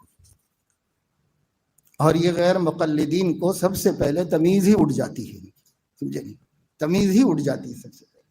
حضرت حکیم الامت رحمۃ اللہ علیہ فرماتے ہیں غیر مقلد کی علامت بدگمانی بد زبانی، بس 2 ہی علامت ہے۔ سب سے پہلے علماء سے بدگمان ہوتے ہیں، پھر اس کے بعد بد زبان ہو جاتے ہیں، بس یہی ہے۔ کیوں میں ہاں میں نہ میں جواب دوں آپ کو، جب میرے سامنے حدیثیں ہیں، جب میرے سامنے آیتیں ہیں، جب میرے پاس دلائل ہیں، تو سوال تو دلائل کا ہے، علم کا سوال ہے۔ یہاں آپ ہاں نہ میں جواب دینے کا ہم کو پابند کر رہے ہیں، اور طالب علم ہے، سیکھنے کے لیے آیا ہے کہ سکھانے کو آیا ہے مجھے۔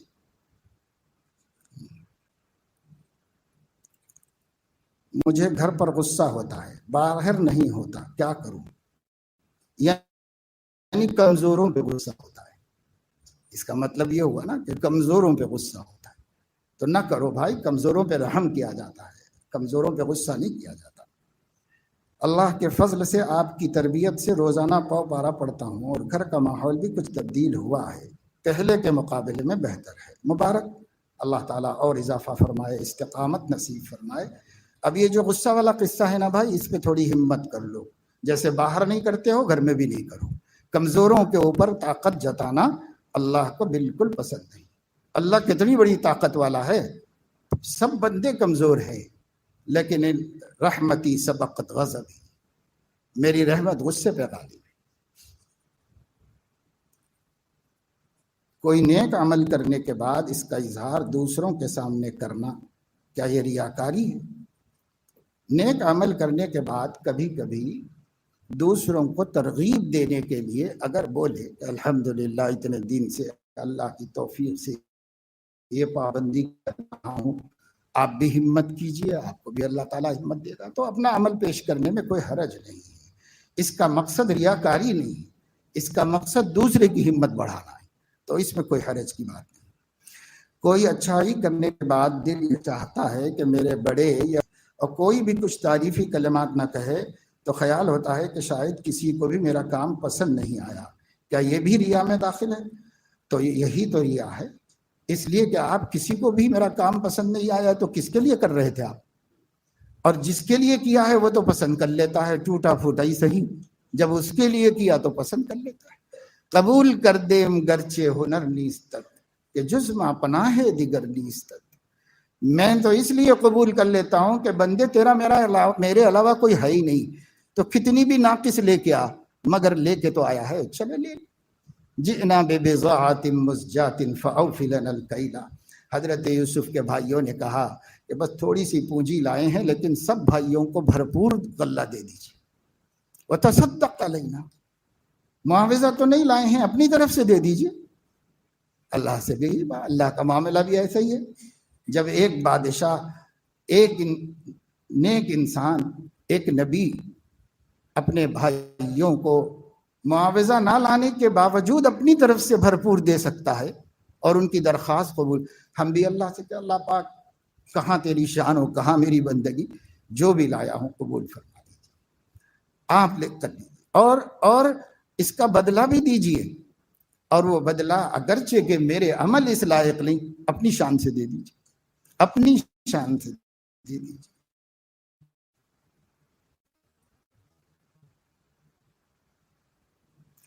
کوئی اچھائی تو ایسا لوگوں سے مت کہو، دل میں اس خیال کو لانا بند کرو، اور یہ کہو دل سے ایسے وقت، یہ خیال تو خود سے بھی آ سکتا ہے، جب تک وہ وسوسہ ہے تب تک اس سے پریشان ہونے کی ضرورت ہے، لیکن جب وہ ہمارا بھی داعیہ بن جائے تب وہ معصیت ہے۔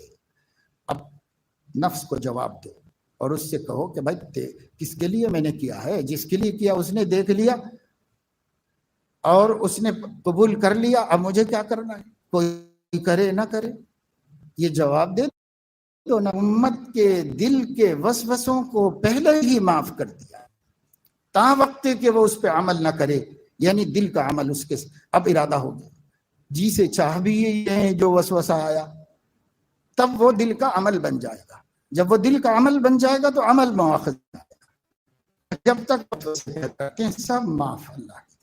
اس لیے وساوس سے نہ گھبراؤ، نہ پریشان ہو۔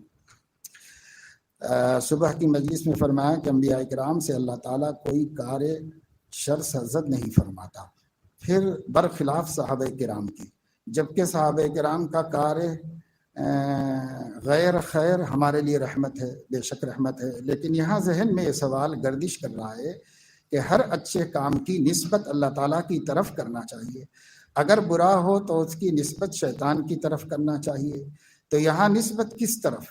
برائے کرم آپ ہمارے مصلح ہیں، اصلاح فرما دیں، نوازش ہوگی۔ جو ذہن میں آپ کے سوال پیدا ہوا ہے ایک کھٹک ہے، اور کھٹک کو دور کرنا ہی چاہیے، اور سوال کرنے والے نے سوال نہایت سلیقے اور ادب سے کیا ہے، یہی چیز ہے جو آدمی کو سیکھنا چاہیے۔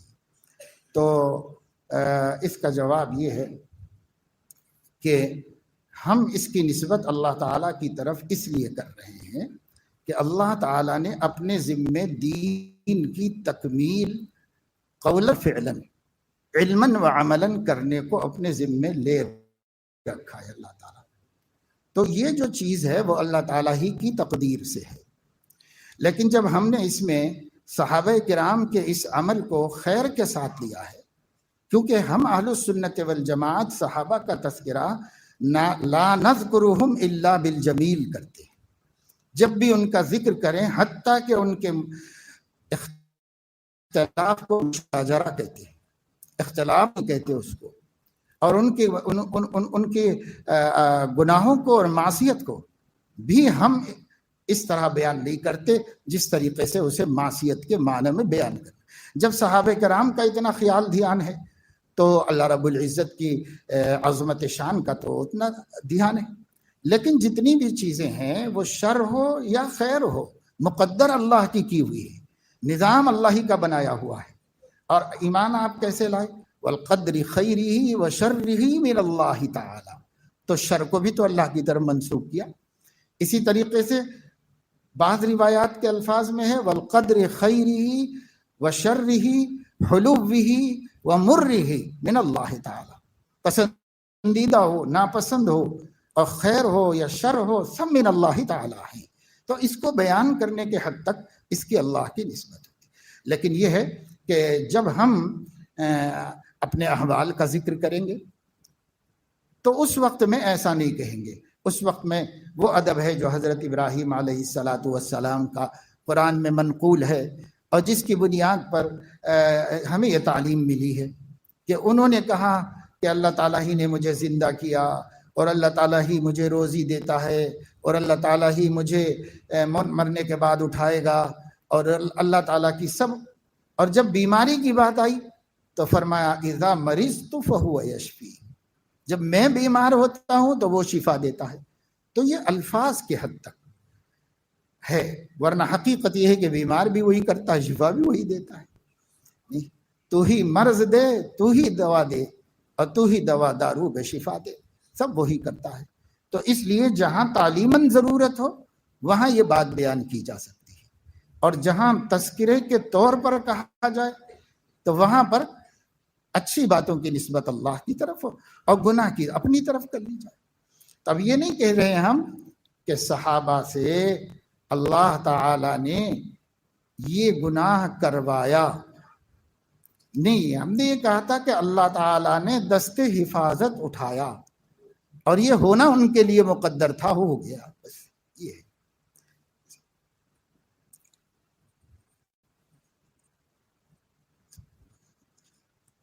بہرحال یہ مسئلہ اپنی جگہ صحیح ہے کہ اللہ کی طرف اس کی شان کے نامناسب باتوں کی نسبت عام مواقع پر اور بول چال میں نہیں کرنا چاہیے.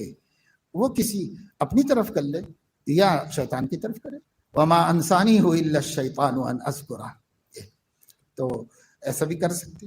لیکن یہ ہے کہ جہاں تعلیماً کسی بات کو سمجھانے، کسی عقیدے کو نکالنے، کسی حقیقت کو سمجھانے کی ضرورت پڑے، اور ورنہ تو یہ صحابہ کرام کے واقعات کا ذکر بھی نہیں کیا جاتا ہے، صرف تعلیماً ہی کیا جاتا ہے. جہاں ہمیں اس سلسلے میں اور صحابہ کی عظمت بڑھ جائے اور صحابہ کی اہمیت ہمارے دلوں میں پیدا ہو جائے وہاں پر کیا جاتا ہے، ہر جگہ نہیں. بعض سلام مسلم والا سے وضاحت طلبی یہ ہے کہ اللہ رب العزت نے جنسی و شہوانی تقاضوں کی تکمیل کے لیے شریک حیات دیا ہے. ظاہر ہے کہ ہمیشگی کی قربت سے جنسی خواہشات یا اس کا رجحان روزانہ رہتا ہے، تو کیا یہ بھی باطن کے بے نور کرنے والی چیزوں میں ہے یا یہ مستثنا ہے؟ یہ ایک جذبہ ہے غیر اختیاری جو اللہ رب العزت نے ہر بندے کو علیحدہ علیحدہ دیا ہے. جیسے کسی کو بھوک زیادہ لگتی ہے، کسی کو کم لگتی ہے، کسی کی شہوت زیادہ ہوتی ہے، کسی کی کم ہوتی ہے. دیکھو ایک صحابی نے آ کر حضور علیہ السلام سے جو بات پوچھی تھی نا، وہ ہر صحابی کو وہ کیفیت نہیں تھی، کسی بندے کی ایسی کیفیت بھی تھی. تو ایسا کسی کو ہوتا ہے. عام طور سے ہندوستانی قوا میں ایک بیوی کے ساتھ عافیت کے ساتھ عفت کی حفاظت ہو سکتی ہے، پاک دامنی کی حفاظت ہو سکتی ہے، اور آدمی کے لیے کوئی قید تو نہیں کی گئی کہ صاحب وہ اگر تقاضا محسوس کرے تو بیوی سے اتنا ہی مل سکتا ہے، ایسا تو نہیں. البتہ کتابوں میں لکھا ہے کہ جالینوس سے پوچھا گیا کہ کتنی دفعہ مباشرت کرنی چاہیے تو اس نے کہا عمر میں 1 دفعہ. پھر اس سے پوچھا گیا کہ اگر اتنا صبر نہ ہو سکے تو کیا کریں، تو سالانہ 1 دفعہ کرو. پھر پوچھا گیا تو کہا ماہانہ اجازت. پھر اس نے مزید کہا کہ یہ بھی نہیں ہو سکتا، ہفتے میں 1 دفعہ، 3 دن میں 1 دفعہ. اور اس کے بعد اس نے کہا کہ بھائی پھر اس کے آگے تم اپنے کو ہلاکت میں ڈال لو تو ہم اس کا کچھ حل نہیں کر سکتے آگے جی. تو ایسا ہے، اس میں 2 چیزیں ہیں، دونوں پہلو ہیں. چونکہ بات بہت سو کے کام کی ہے کہ بھائی ہماری تو طاقت اتنی ہے، لیکن ضروری نہیں ہے کہ بیوی کی بھی اتنی طاقت ہو کہ وہ تحمل کر سکے. پھر نا اتفاقی پیدا ہو جائے گی، پھر تکلیفیں پیدا ہو جائیں گی. تو اس کو دیکھو اللہ تعالیٰ نے راستہ رکھا ہے کہ بھائی اگر ایک بیوی سے آدمی اپنی شہوت کی تکمیل کر کے تسکین نہیں پا سکتا، اس سے زیادہ اس کے اندر طاقت ہے، تقاضا ہے، تو پھر مثنا و ثلاث و رباع، فانکحوا ما طاب لکم من النساء مثنا و ثلاث و رباع۔ قرآن اجازت دیتا ہے، نبی اجازت دیتے ہیں، شریعت اجازت دیتی ہے، اور معاشرے کے دباؤ میں آ کر جائز راستے کو چھوڑ کر اگر گناہ کے راستوں میں پڑے تو یہ کیا فائدے کی بات ہے؟ اچھی چیز تو نہیں ہے۔ اللہ نے حلال رکھا ہوا ہے، حلال کو چھوڑ کے حرام کے پیچھے پڑتا ہے، تو ایسا تو نہیں ہے۔ معاشرے سے کیا کرنا؟ اللہ کے نبی صلی اللہ علیہ وسلم نے جو نکاح فرمائے تھے بیوگان سے، ایک کنواری کے علاوہ سب بیوگان سے نکاح کیا۔ پہلا نکاح ضرورت ازدواج سے کیا تھا، حضرت خدیجہ والا نکاح، وہ عمر تھی شادی کرنے کی، ضرورت تھی، تقاضا تھا، اس سے کیا تھا۔ اور جتنے نکاح بعد میں کیے ہیں ضرورت ملی کی وجہ سے کیے حضور علیہ السلام، ضرورت اسلامی کی وجہ سے حضور علیہ السلام نے نکاح کی۔ اسی لیے کسی کی عمر 60 سال کی ہے، کسی کی عمر 65 برس کی ہے، ان سے حضور علیہ السلام نے نکاح فرمایا۔ اور وہ ملی ضرورتوں میں علماء نے ایک ضرورت یہ بھی بتائی ہے کہ 70 قرہ شہید ہو گئے تھے ایک جنگ میں، ان کی بیویاں ایک ساتھ بیوہ ہو گئی۔ 70 صحابہ شہید ہو گئے تھے احد میں، ان کی بیویاں بیوہ ہو گئی تھی۔ مدینے میں بیوہ عورتوں کے بہت اللہ کے نبی صلی اللہ علیہ وسلم نے خود 2-4 نکاح اس زمانے میں کی تاکہ لوگ ان بیوہوں کو نکاح کر کے اپنی زندگی میں لے آئیں۔ اس لیے بھائی ضرورت ہے تو کیوں نہ کیا جائے، لیکن اتنا دھیان میں رہے کہ ضرورت بھی ہے اور گنجائش بھی ہے۔ معاشی گنجائش نہیں ہے اور آپ نے کرو، زندگی بنا سکتے ہو تو بناؤ، مگر خراب مت کرو ایک زندگی۔ یہ سب اسلامی تعلیمات ہیں، اس پہ غور کر لیجئے۔ فَإِنْ خِفْتُمْ أَلَّا تَعْدِلُوا فَوَاحِدَةً، اگر تم سمجھ لو، ڈر لگے کہ صاحب میں عدل نہیں کر پاؤں گا، اگر اس کا اندیشہ ہے تو پھر ایک پہ صبر کر کے چلا لو، تھوڑے دن کی بات ہے، موت ہی تو آئے گی آگے چل کے، اور کچھ بھی نہیں ہے، کتنے دن دنیا میں رہیں گے۔ تھوڑا ہمت سے کام لے لو، ایک ہی کے ساتھ گزارا کر لو، دونوں راضی برضا رہو، اللہ تعالیٰ پھر انشاءاللہ مرنے کے بعد بہت دیں گے، بہت دیں گے، انسان کو حسرت ہی نہیں رہے نہیں دے دیں گے اللہ تعالیٰ۔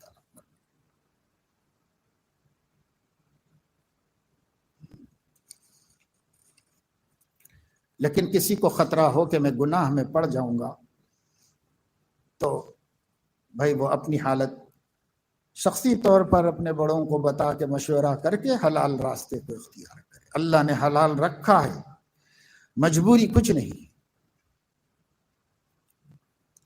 تنہائی میں گناہوں سے بچنے کے لیے اللہ تعالیٰ کی عظمت کا استحضار کیسے کیا جائے؟ استحضار یہی ہے کہ تنہائی میں بھی سوچو کہ اللہ تعالیٰ علیم ہیں، خبیر ہیں، سمیع و بصیر ہیں۔ اللہ فرما رہے مَا اللَّهُ بِغَافِلٍ عَمَّا تَعْمَلُونَ، میں بندوں تم لوگوں کے اعمال سے غافل نہیں ہوں۔ ان اللہ خبیر بما تعملون، میں تمہارے ہر عمل سے باخبر ہوں۔ واللہ بصیر بالعباد، اللہ بندوں کو دیکھ رہا ہے، کنٹینیو مسلسل دیکھ رہا ہے۔ یہ آیتوں میں یاد کر لو، معنی یاد کر لو۔ تنہائی میں جب اس قسم کے اگر اس وقت تنہائی چھوڑ سکتے ہو تو تنہائی چھوڑ لو، لیکن تنہائی نہیں چھوڑ سکتے اور بس ابھی کر رہے ہیں تو دعائیں باہر نکلیں بچانے کی ہے اللہ۔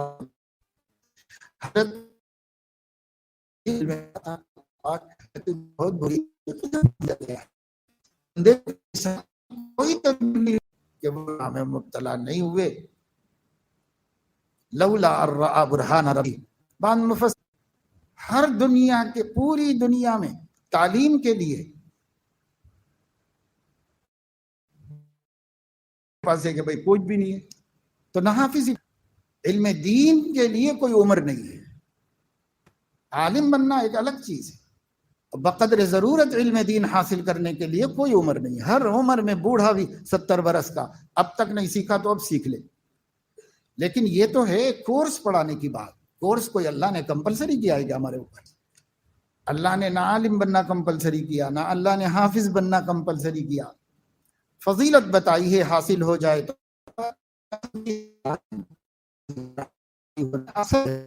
کیا ہو، مگر بے دلی سے صحیح ہمیں حکم ہے مرو صبیانکم. اگر پڑھنے والے ہوتے تو ہمیں کیوں کہا جاتا کہ پڑھاؤ؟ مرو صبیانکم. اور 10 سال کے بعد فرما رہے ہیں کہ اب بھی نہیں پڑھ رہا ہے تو تھوڑا اس کو پٹائی کرو.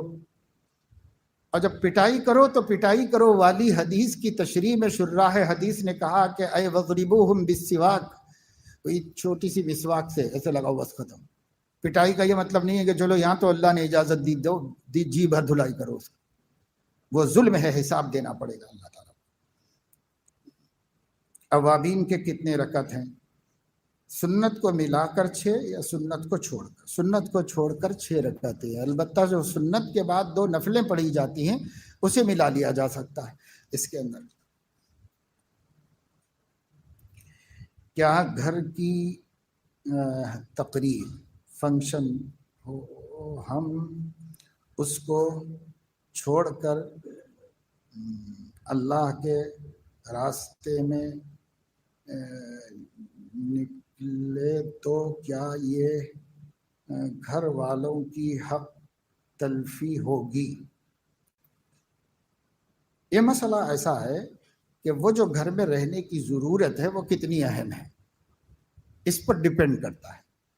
اگر رہنے کی ضرورت ہے، والدین کوئی بوڑھے ہیں کام کر رہے ہیں اور وہ حکم دے رہے ہیں کہ بھائی یہ کام ہے، اس کام میں تمہاری ضرورت ہے، تو والدین کی اطاعت اللہ کے راستے میں نکلنے سے زیادہ ضروری ہے. اور اگر ایسا کوئی اہم کام نہیں ہے تو ان کو سمجھاؤ کہ یہ زیادہ ضروری کام ہے، لوگوں کا نفع ہوگا، فائدہ ہوگا، آپ کو بھی ثواب ملے گا، آپ اجازت دے دیجئے. سمجھا کے اجازت لے لو ان سے، کیونکہ یہ کام فرض عین نہیں ہے، فرض کفایہ ہے. تمام محقق علماء کے نزدیک پورا عالم بننا فرض کفایہ ہے. اگر گھر میں ایسے شرعی تقاضے موجود ہیں کہ آپ کا وہاں رہنا ہے تو نہ آپ کا افتاء کرنا جائز ہے اور نہ آپ کا دورہ بھی فرض کفایہ ہے. آپ اسی وقت نکل سکتے. میں نے طلباء کو بتایا تھا درس میں کہ پہلے ہم نے اپنی آنکھوں سے دیکھا اجتماعات میں شریک ہو کر کہ دعوت و تبلیغ کے جو اجتماعات ہوتے تھے بڑے بڑے، اور اس میں ماشاءاللہ بڑی تعدادیں ہوتی تھیں اور بہت ہزاروں لوگ نام لکھاتے تھے، کیونکہ ہر بیان کے بعد تشکیل ہوتی ہے اور لوگوں کے نام لیے جاتے ہیں. تو جو نام لکھے جاتے تھے ایک بڑا سا پنڈال الگ سے ہوتا تھا، اس پر لکھا ہوا ہوتا تھا کمرے تفقد. کمرے شرعی مسئلہ لو، تم خروج مت، تمہارا گھر پہ رہنا ضروری ہے، اس لیے مقامی کام کر کے اپنا وقت پورا کر لیتا. اور بعض خروج کی اجازت 4 مہینے، کسی کے لیے 40 دن، اس کی مرضی نہیں تھی. یہ علماء شریعت کی روشنی میں اس کے لیے طے کرتے تھے کہ تمہارے لیے یہ مناسب ہے، تمہارے لیے یہ نیکی بنے گا. پکڑ نہیں ہوگی، نیکی بنانا ہے اس کام. یہ تھا ہمارے اس کام میں جب تک ہمارے اکابر کا رنگ غالب تھا. اب جب سے جہالت غالب ہوئی ہے علم پر، تب سے یہ صورتحال ہے کہ جو بات ہے، ابھی کوئی میں بتا رہے تھے مجھے کہ اسی شہر کے اندر کسی صاحب نے یہ کہا کہ جو کچھ دنیا میں دین کی بہار نظر آ رہی ہے اور مسجدیں آباد دکھ رہی ہیں، یہ سب دعوت و تبلیغ کی برکت ہے، مدرسوں سے کچھ نہیں ہوتا. یہ منفی بات کیوں بول رہے ہو؟ یہ ایک بات بولو صرف کہ دعوت کی برکت سے. یہ تو میں بھی بولتا ہوں اور لوگ بھی بولتے کہ بھائی ماشاءاللہ دعوت کی برکت سے یہ شکلیں نظر آ رہی ہیں، یہ مسجدیں آباد نہ. یہ ہم بول رہے ہیں. یہ دوسری والی کیوں بولتے ہو؟ یہ عناد اور بغض اور دلوں میں بھرا ہوا نفرت کا خزانہ ہے جو دلوں میں بھرا. کیسے اللہ کو پاؤ گے؟ کیسے اللہ کی رضا کو پاؤ گے؟ یہ دوسری والی بات جو ہے نا وہ بغض کی علامت ہے کہ دل میں بغض بھرا ہوا ہے. اس کی وجہ سچائی بولو، سچائی میں کوئی حرج کی بات. سچائی سمع اللہ قول الذین قالوا ان اللہ فقیر ونحن اغنیاء. کیونکہ اللہ رب العزت نے مانگا تھا من ذا الذی یقرض اللہ قرضا حسنا. یہ اپیل تھی خیرات کی یہ اپیل تھی دین کے کاموں میں پیسہ لگانے کی. تو کیسے کہہ رہے ہیں جوہلا؟ یہی تو میں شکایت کرتا ہوں، یہی جو میں ہر جگہ بولتا ہوں. تو کوئی دشمنی ہے کیا بھائی؟ اپنی جماعت ہے، اپنے بزرگوں کی جماعت ہے. مدرسے کیا کرتے ہیں؟ مولانا الیاس کو پیدا کرتے ہیں، مولانا یوسف کو پیدا کرتے ہیں. مدرسے کیا کرتے ہیں؟ مولانا انعام الحسن کو پیدا کر کے دیے ہیں. مدرسوں نے کیا کیا ہے؟ جب جہالت علم پر غالب آئے گی تو یہی سب چیزیں تبلیغ ہوتی رہے گی.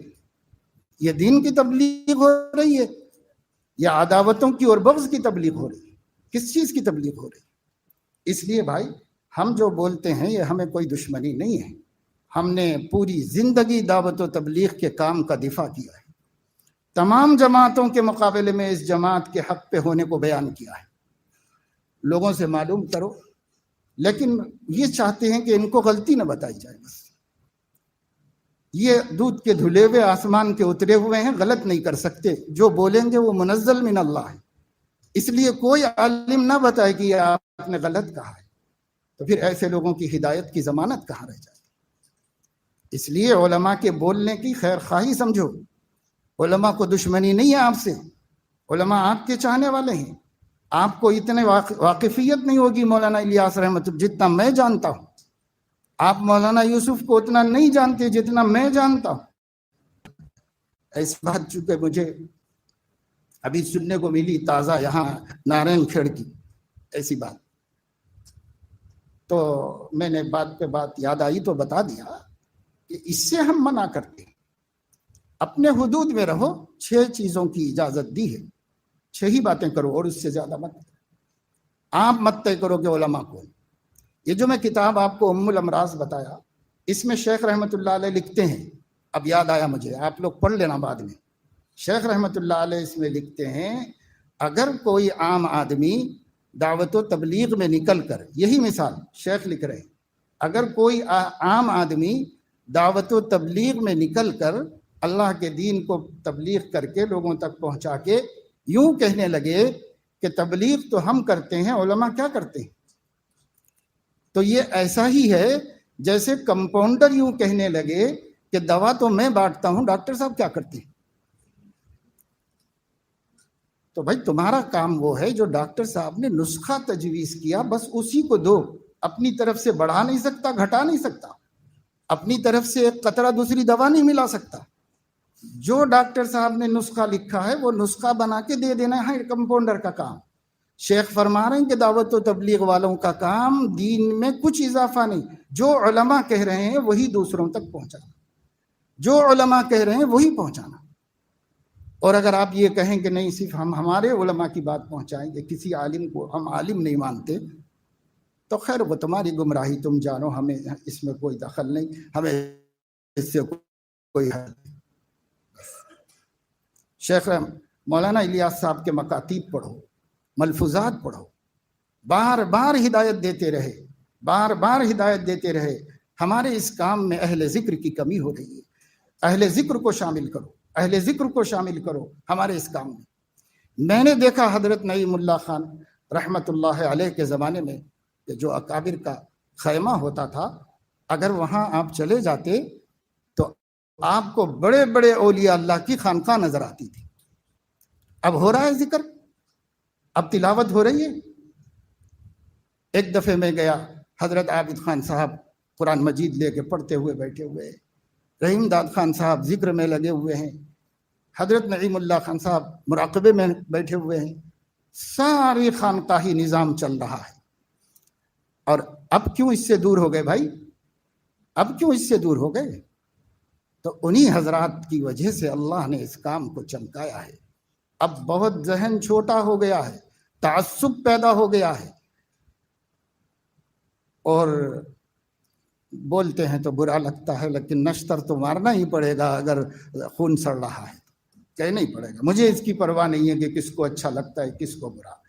البتہ مجھے یہ اطمینان ہے کہ اگر اللہ تعالیٰ اس کہنے کا جائزہ لیں گے تو میں ناکام نہیں ہوں گا. میں اللہ ہی کے لیے کہہ رہا ہوں، اس جماعت کی محبت ہی میں کہہ رہا ہوں، چاہے وہ مانے چاہے نہ مانے، چاہے اسے مجھے مخالف سمجھے، لیکن انشاءاللہ قیامت میں مخالفین میں نہیں ہوں گا، میں موافقین میں ہوں گا انشاءاللہ تعالی قیامت.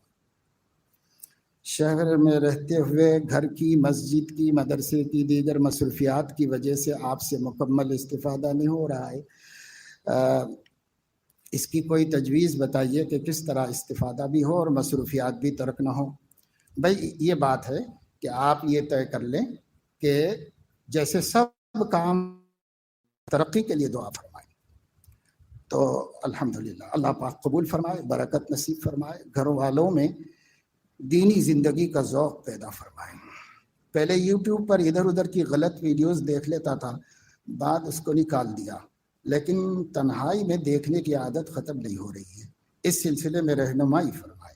وہی الم یعلم بان اللہ یرا، آپ تنہا ہے کب؟ کوئی جگہ ہے جہاں آپ اکیلے رہیں؟ اکیلا کہیں نہیں رہ سکتا، جہاں ہوگا اللہ کی معیت ہے۔ واللہ معکم اینما کنتم، تم کہیں رہو اللہ تمہارا ساتھ۔ وَنَحْنُ أَقْرَبُ إِلَيْهِ مِنْ حَبْلِ الْوَرِيدِ، تمہاری رگ جان سے بھی زیادہ میں قریب ہوں۔ جب اتنا قریب ہمارا اللہ ہے، ہمارا مالک ہے، تو ہمیں ہماری تنہائی کہاں ہے بھائی؟ تنہائی ہے ہی نہیں، جہاں ہو وہاں اللہ ہے۔ اس لیے اللہ کے ساتھ ہونے کو تصور کرو۔ مخلوق سے جب شرم آ رہی ہے تو اللہ سے کیوں نہیں آ رہی؟ میں امامت اور مدرسے میں پڑھاتا ہوں اور شادی شدہ بھی ہوں، اور حج کرنے کا ارادہ بھی ہے۔ اس کے لیے کوئی نسخہ بتائیے کہ اتنی کم تنخواہ میں کیسے حج کیا جائے۔ حج تو مال جمع ہونے کے بعد فرض ہوتا ہے، تو آپ کو اتنی فکر کائے کو ہو رہی ہے؟ اگر ہو جائے گا جمع، اب صرف حج کی تمنا ہے، فرض تو نہیں ہے۔ جب فرض نہیں ہے تو فرائض کی فکر کیجئے، اس کی پریشانی میں کیوں پڑے؟ ہاں جب اللہ فرض کر دے گا تو جائیں گے، اور اگر اللہ نے پوری زندگی میں فرض نہیں کیا تو کوئی بات نہیں، تمنا کا اجر ملے گا، ثواب مل جائے گا۔ بس خواہشات سے دین نہیں ہے، احکام کا نام دین ہے۔ کسی کی اہلیہ کو اس کے شوہر کے ہوتے ہوئے نہیں دیکھتا ہوں، ہمت نہیں ہوتی، لیکن گاڑی آگے جانے کے بعد پلٹ کے دیکھ لیتا ہوں، یہ عادت نہیں جا رہی ہے، اس عادت کو ختم کرو، بہت بڑی خیانت ہے۔ قرآن مجید میں اللہ رب العزت نے فرمایا ہے کہ اللہ تعالیٰ یعلم خائنۃ الاعین وما تخفی الصدور، اللہ تعالیٰ آنکھوں کی خیانت کو بھی جانتا ہے اور دلوں میں چھپے وساوس خیالات، ارادوں اور عزائم کو بھی اللہ تعالیٰ جانتا ہے۔ ایک آیت ہے قرآن مجید میں، وَلَقَدْ عَلِمْنَا الْمُسْتَقْدِمِينَ مِنْكُمْ وَلَقَدْ عَلِمْنَا الْمُسْتَأْخِرِينَ إِنَّ رَبَّكَ هُوَ يَحْشُرُهُمْ إِنَّهُ حَكِيمٌ عَلِيمٌ، یقیناً اللہ تعالیٰ نے ان کو بھی دیکھ لیا جو آگے گئے، اور ان کو بھی دیکھ لیا جو پیچھے گئے۔ تمہارا رب سب کو جمع کرے گا ایک دن، اور جمع کر کے پھر اس کا حساب لے گا۔ اس آیت کے تحت میں امام ابن جوزی رحمۃ اللہ علیہ تفسیر وجیز میں فرماتے ہیں کہ اس کا شان نزول یہ ہے کہ ایک عورت تھی مدینے میں جس کا حسن کا بہت چرچا تھا، مومنہ تھی، نماز پڑھنے، مدینے میں تو سب مسلمان تھے، نماز پڑھنے کے لیے مسجد میں آتی تھی وہ عورت۔ تو مسجد میں جب اذان ہوئی، مسلمان آئے تو ایک منافق پہلے پہنچے تھے، وہ پہلی صف میں تھا، اور ایک مومن کو پیچھے جگہ ملی۔ تو منافق کے دل میں خیال یہ آیا کہ پچھلی صف میں پڑھیں گے تو ہو سکتا ہے ایک آدھ کوئی نظر پڑ جائے اس حسینہ کے اوپر میری، رکوع میں سجدے میں جاتے ہوئے، اس لیے وہ پہلی صف میں سے پیچھے آ گیا۔ اور یہ مومن نے کہا ادھر پیچھے عورتیں ہیں، خدا نہ خواستہ کہیں کوئی نظر نہ پڑ جائے ان کے اوپر، اس لیے وہ جگہ دیکھ کے آگے چلا گیا۔ تو یہ آگے گیا خوف خدا کی وجہ سے، اور وہ پیچھے آیا شہوت نفسانی کی وجہ سے۔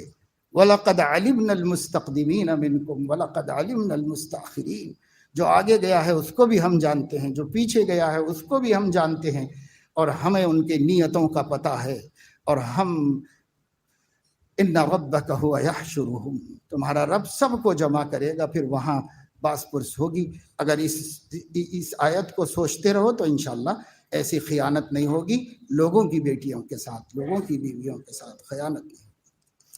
حضرت والا سے معلوم کرنا یہ ہے کہ سوال جواب میں ہم کو بہت سی معلومات ہو جا رہے ہیں، کیا ہم اس کے علاوہ بھی خط و کتابت کرنا ضروری ہے؟ اگر اس سے ان مسئلوں کا حل ہو جا رہا ہے جو اس کی آپ کو ضرورت ہے تو بہت کافی ہے ماشاءاللہ، کسی طرح معلوم ہو جانا ہے، کسی طرح عمل کرنا ہے۔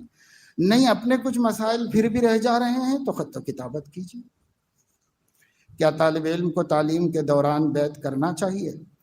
بیعت کریں نہ کریں اس میں اختیار ہے، لیکن علماء پہلے زمانے میں جو بیعت ہوتے تھے، مشائخ ان کو کام بہت دیتی تھی، ان کاموں کے ساتھ پڑھنا لکھنا اس کا ہونا مشکل تھا، اس لیے علماء خود منع کرتی تھی۔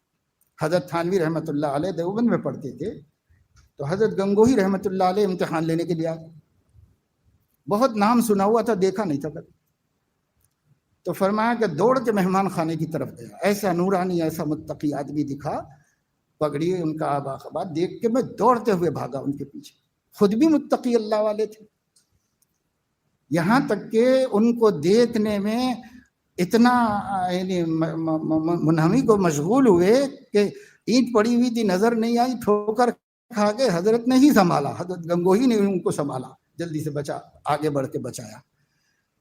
تو بیعت کی درخواست کی تو حضرت نے فرمایا پہلے پڑھ لو، تعلیم پوری کر لو، اس کے بعد بیعت کریں گے تم کو، لیکن پھر بعد میں بلا کے خود ہی کر لیا حضرت نے ان کو یہ مشورہ دیا تھا کہ بجائے میرے میں سفارش کر دوں گا حضرت حاجی صاحب سے بیعت ہو جائے، یہ مشورہ دیا تھا۔ راستے میں اگر گندا پانی کے چھینٹے گر جائے تو کپڑا کس طرح پاک کریں؟ جب تک قسم نہیں کھا سکتے ہوں کہ یہ پانی ناپاک ہے اس وقت تک ان چھینٹوں کو پاک کرنے کی ضرورت نہیں۔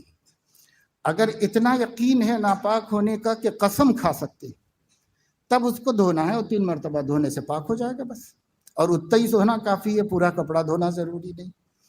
عید کی نماز میں اگر 3 تکبیر چھوٹ جائیں تو کیا سجدہ سہو کرنا ہوگا؟ عید کی نماز کی جو تکبیرات واجب ہیں ان تکبیرات کو کہہ لینا ہے، لیکن ہم مقتدی ہیں تو مقتدی کی غلطیوں سے سجدہ سہو نہیں ہوتا، اقتداء میں امام سجدہ سہو کرے گا اپنی غلطی کے اوپر۔ عید کی اگر جانماز پر کچھ ناپاکی مثلا خون غلاظت ہو نماز کے دوران دکھائی دے تو کیا کرے؟ اب وہاں سے ہٹ جانا چاہیے، اگر وہ روپے کے سکے کے برابر اس سے کم ہے تو ہو جائے گی نماز۔ صبح کی مجلس فاتحہ کا ذکر آیا تھا، اس کی مزید وضاحت کریں۔ صبح کی مجلس میں تو ایسا کچھ نہیں آیا، البتہ نماز کی جو ترتیب مشق ہوئی تھی اس میں آیا ہوگا کہ سورہ فاتحہ کب پڑھنا چاہیے اور کون سی رکعتوں میں سنت ہے، کس میں واجب ہے، یہ اس کے اندر آیا تھا۔ پھر مسئلہ نہیں سمجھ میں آیا، مولانا نصیر الدین صاحب سے سمجھ لیں۔ چھوٹے بچوں کی تربیت کس طرح کریں؟ اس کے لیے الحمدللہ مارکیٹ میں بہت سی کتابیں آ گئیں، علماء نے تربیت کے زرعین اصول، نفسیاتی اصول لکھے۔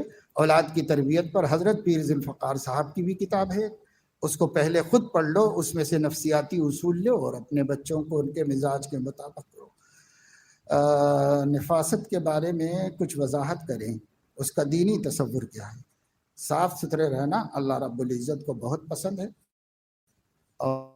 اور اس کا دینی اللہ کو پسند نہیں۔ غلو مت کرو اور صاف ستھرے رہو۔ نماز کا وقت ہو رہا ہے اور یہ بھی اس کے ساتھ رکھ لیجیے، کل لیجیے اس کے ساتھ۔ یہ بہت ہو گیا، کافی ٹائم ہو گیا، 9:30 بج گئے۔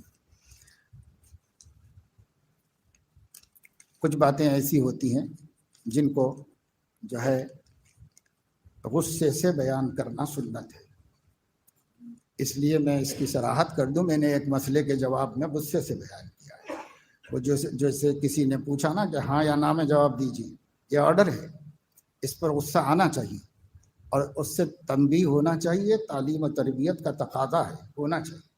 اور کل ہی میں نے بخاری شریف میں سبق پڑھایا، کتاب العلم میں امام بخاری نے عنوان قائم کیا ہے کہ استاذ کو تلامذہ پر غصہ بھی ہونا چاہیے، غصے کے ساتھ کسی موقع پر تربیت کرو۔ اور 3 حدیثیں انہوں نے لکھی، اللہ کے نبی غصے میں سرخ ہو گئے تھے لیکن حق بات بتائی، تو میں بھی حق بات بتایا ہوا۔ یہ طریقہ یہ نہیں ہے معلوم کرنے کا۔ اگر آپ کو اس مسئلے میں، یہ مسئلہ شرعی ہے اور دونوں طرف سنت ہے، حدیثیں موجود ہے، ترجیح کا مسئلہ ہے کہ کس کو ترجیح دینا چاہیے کس کو نہیں دینا چاہیے، ترجیح دینے کے اصول میں اختلاف ہے۔ امام ابو حنیفہ رحمۃ اللہ علیہ کا ترجیحی اصول یہ ہے کہ اگر حدیثوں میں تعارض ہو جائے تو جو حدیث اوفق بالکتاب ہو، قرآن کے مطابق ہو، قریب ہو اس کو وہ ترجیح دیتے ہیں. اور ائمہ ثلاثہ کا اصول یہ ہے کہ جو حدیث اصح ما فی الباب ہو اس کو ترجیح دیتے ہیں. یہ علم کی دنیا ہے، اسے علم کی دنیا میں پوچھنا چاہیے، لوگوں کو کنفیوز نہیں کرنا چاہیے، عوام کو. یہ بیچارے اصلاح و تربیت کے لیے آئے ہوئے ہیں، اپنی نماز درست کرنے کے لیے، اپنے عمل درست کرنے کے لیے، اور آپ ایسا سوال کر رہے ہیں جس سے لوگوں کو شک پیدا ہو جائے، لوگوں میں اور اختلاف ہو جائے. یہ ایسے سوالات اخلاص پر مبنی نہیں ہوتی، اس کے پیچھے نفسانیت کار فرما ہوتی ہے. اس وجہ سے میں نے سختی سے یہ بات کہی، اس واسطے کہ وہاں بھی ایک صاحب نے یہی سوال کیا. حضور علیہ السلام نے فرمایا کہ آج مجھ سے پوچھ لو جو پوچھنا چاہتے ہو. تو ایک صاحب کہنے لگے کہ میرے ابا کا نام کیا ہے؟ کیونکہ ابا تو کسی کو نہیں معلوم ہوتا نا، ابا تو اماں سب بولتی ہے تمہارے ابو ہیں، لیکن کسی کے پاس دلیل سے نہیں معلوم ہوتا. ایک صحابی تھے حضرت حذیفہ، ان کے بیٹے کو لوگ کہتے تھے کہ ان کا بچہ نہیں ہے، یہ کہتے تھے تو انہیں بہت شرمندگی ہوتی تھی. حذیفہ ہیں، اس وقت حضور خاص شان کیفیت میں تھے، پوچھو جو پوچھنا چاہتے ہو، یہ سوال کر رہے تھے. اس نے یہ پوچھا تو دوسرے صاحب کھڑے ہوئے، انہوں نے کہا میرے ابا کا نام کیا ہے؟ تو ان کو بھی جواب دے دیا. تیسرے صاحب بھی یہی پوچھنے جا رہے تھے، حضرت عمر کی نظر پڑ گئی کہ حضور کے گال اور حضور کی ناک پر سرخی آ گئی ہے اور نہایت غصے کے عالم میں. جو پوچھنا چاہتے ہو پوچھو، ذلتیں تمہاری ہوں گی اگر پتہ چل جائے گا کہ باپ غلط ہے. پوچھو جو پوچھنا چاہتے ہو. غصے میں آ گئے حضور سے. تو حضرت عمر فوراً ادب سے بیٹھ گئے اور ادب سے بیٹھ کے کہنے لگے رضیت باللہ ربا وبالاسلام دینا وبمحمد النبی. تب حضور کا غصہ اترا. اس کا عنوان ایسے 3 واقعات ہیں، ان 3 حدیثوں کو لکھ کر صحیح بخاری میں امام بخاری نے یہ عنوان قائم کیا ہے، اگر ضرورت ہو تو استاذ کو، پیر کو، مرشد کو غصے میں آنا چاہیے اور بتانا چاہیے یہ صحیح نہیں ہے، یہ غلط طریقہ ہے، یہ طریقہ صحیح نہیں ہے. ہاں اس غصے میں بد کلامی نہ ہو، بد زبانی نہ ہو، حق کا احقاق ہو جائے، اس کا یہ ہے. تو اس لیے میں نے ایک سوال کا جواب نہیں دیا، بلکہ اس پر میں نے ڈانٹا اور غصہ کیا. جس کا سوال ہو، اسے برا لگا ہو تو اس سے معذرت چاہتے ہیں، لیکن یہ ہے کہ ہم اسی کو مناسب سے ایسے سوالوں کا ایسا ہی جواب ہونا چاہیے. یہ ہمارے نزدیک یہی صحیح ہے. سبحانک اللہم و بحمدک اشہد ان لا الہ الا انت استغفرک و اتوب الیک. آپ لوگ جلد سے جلد عشاء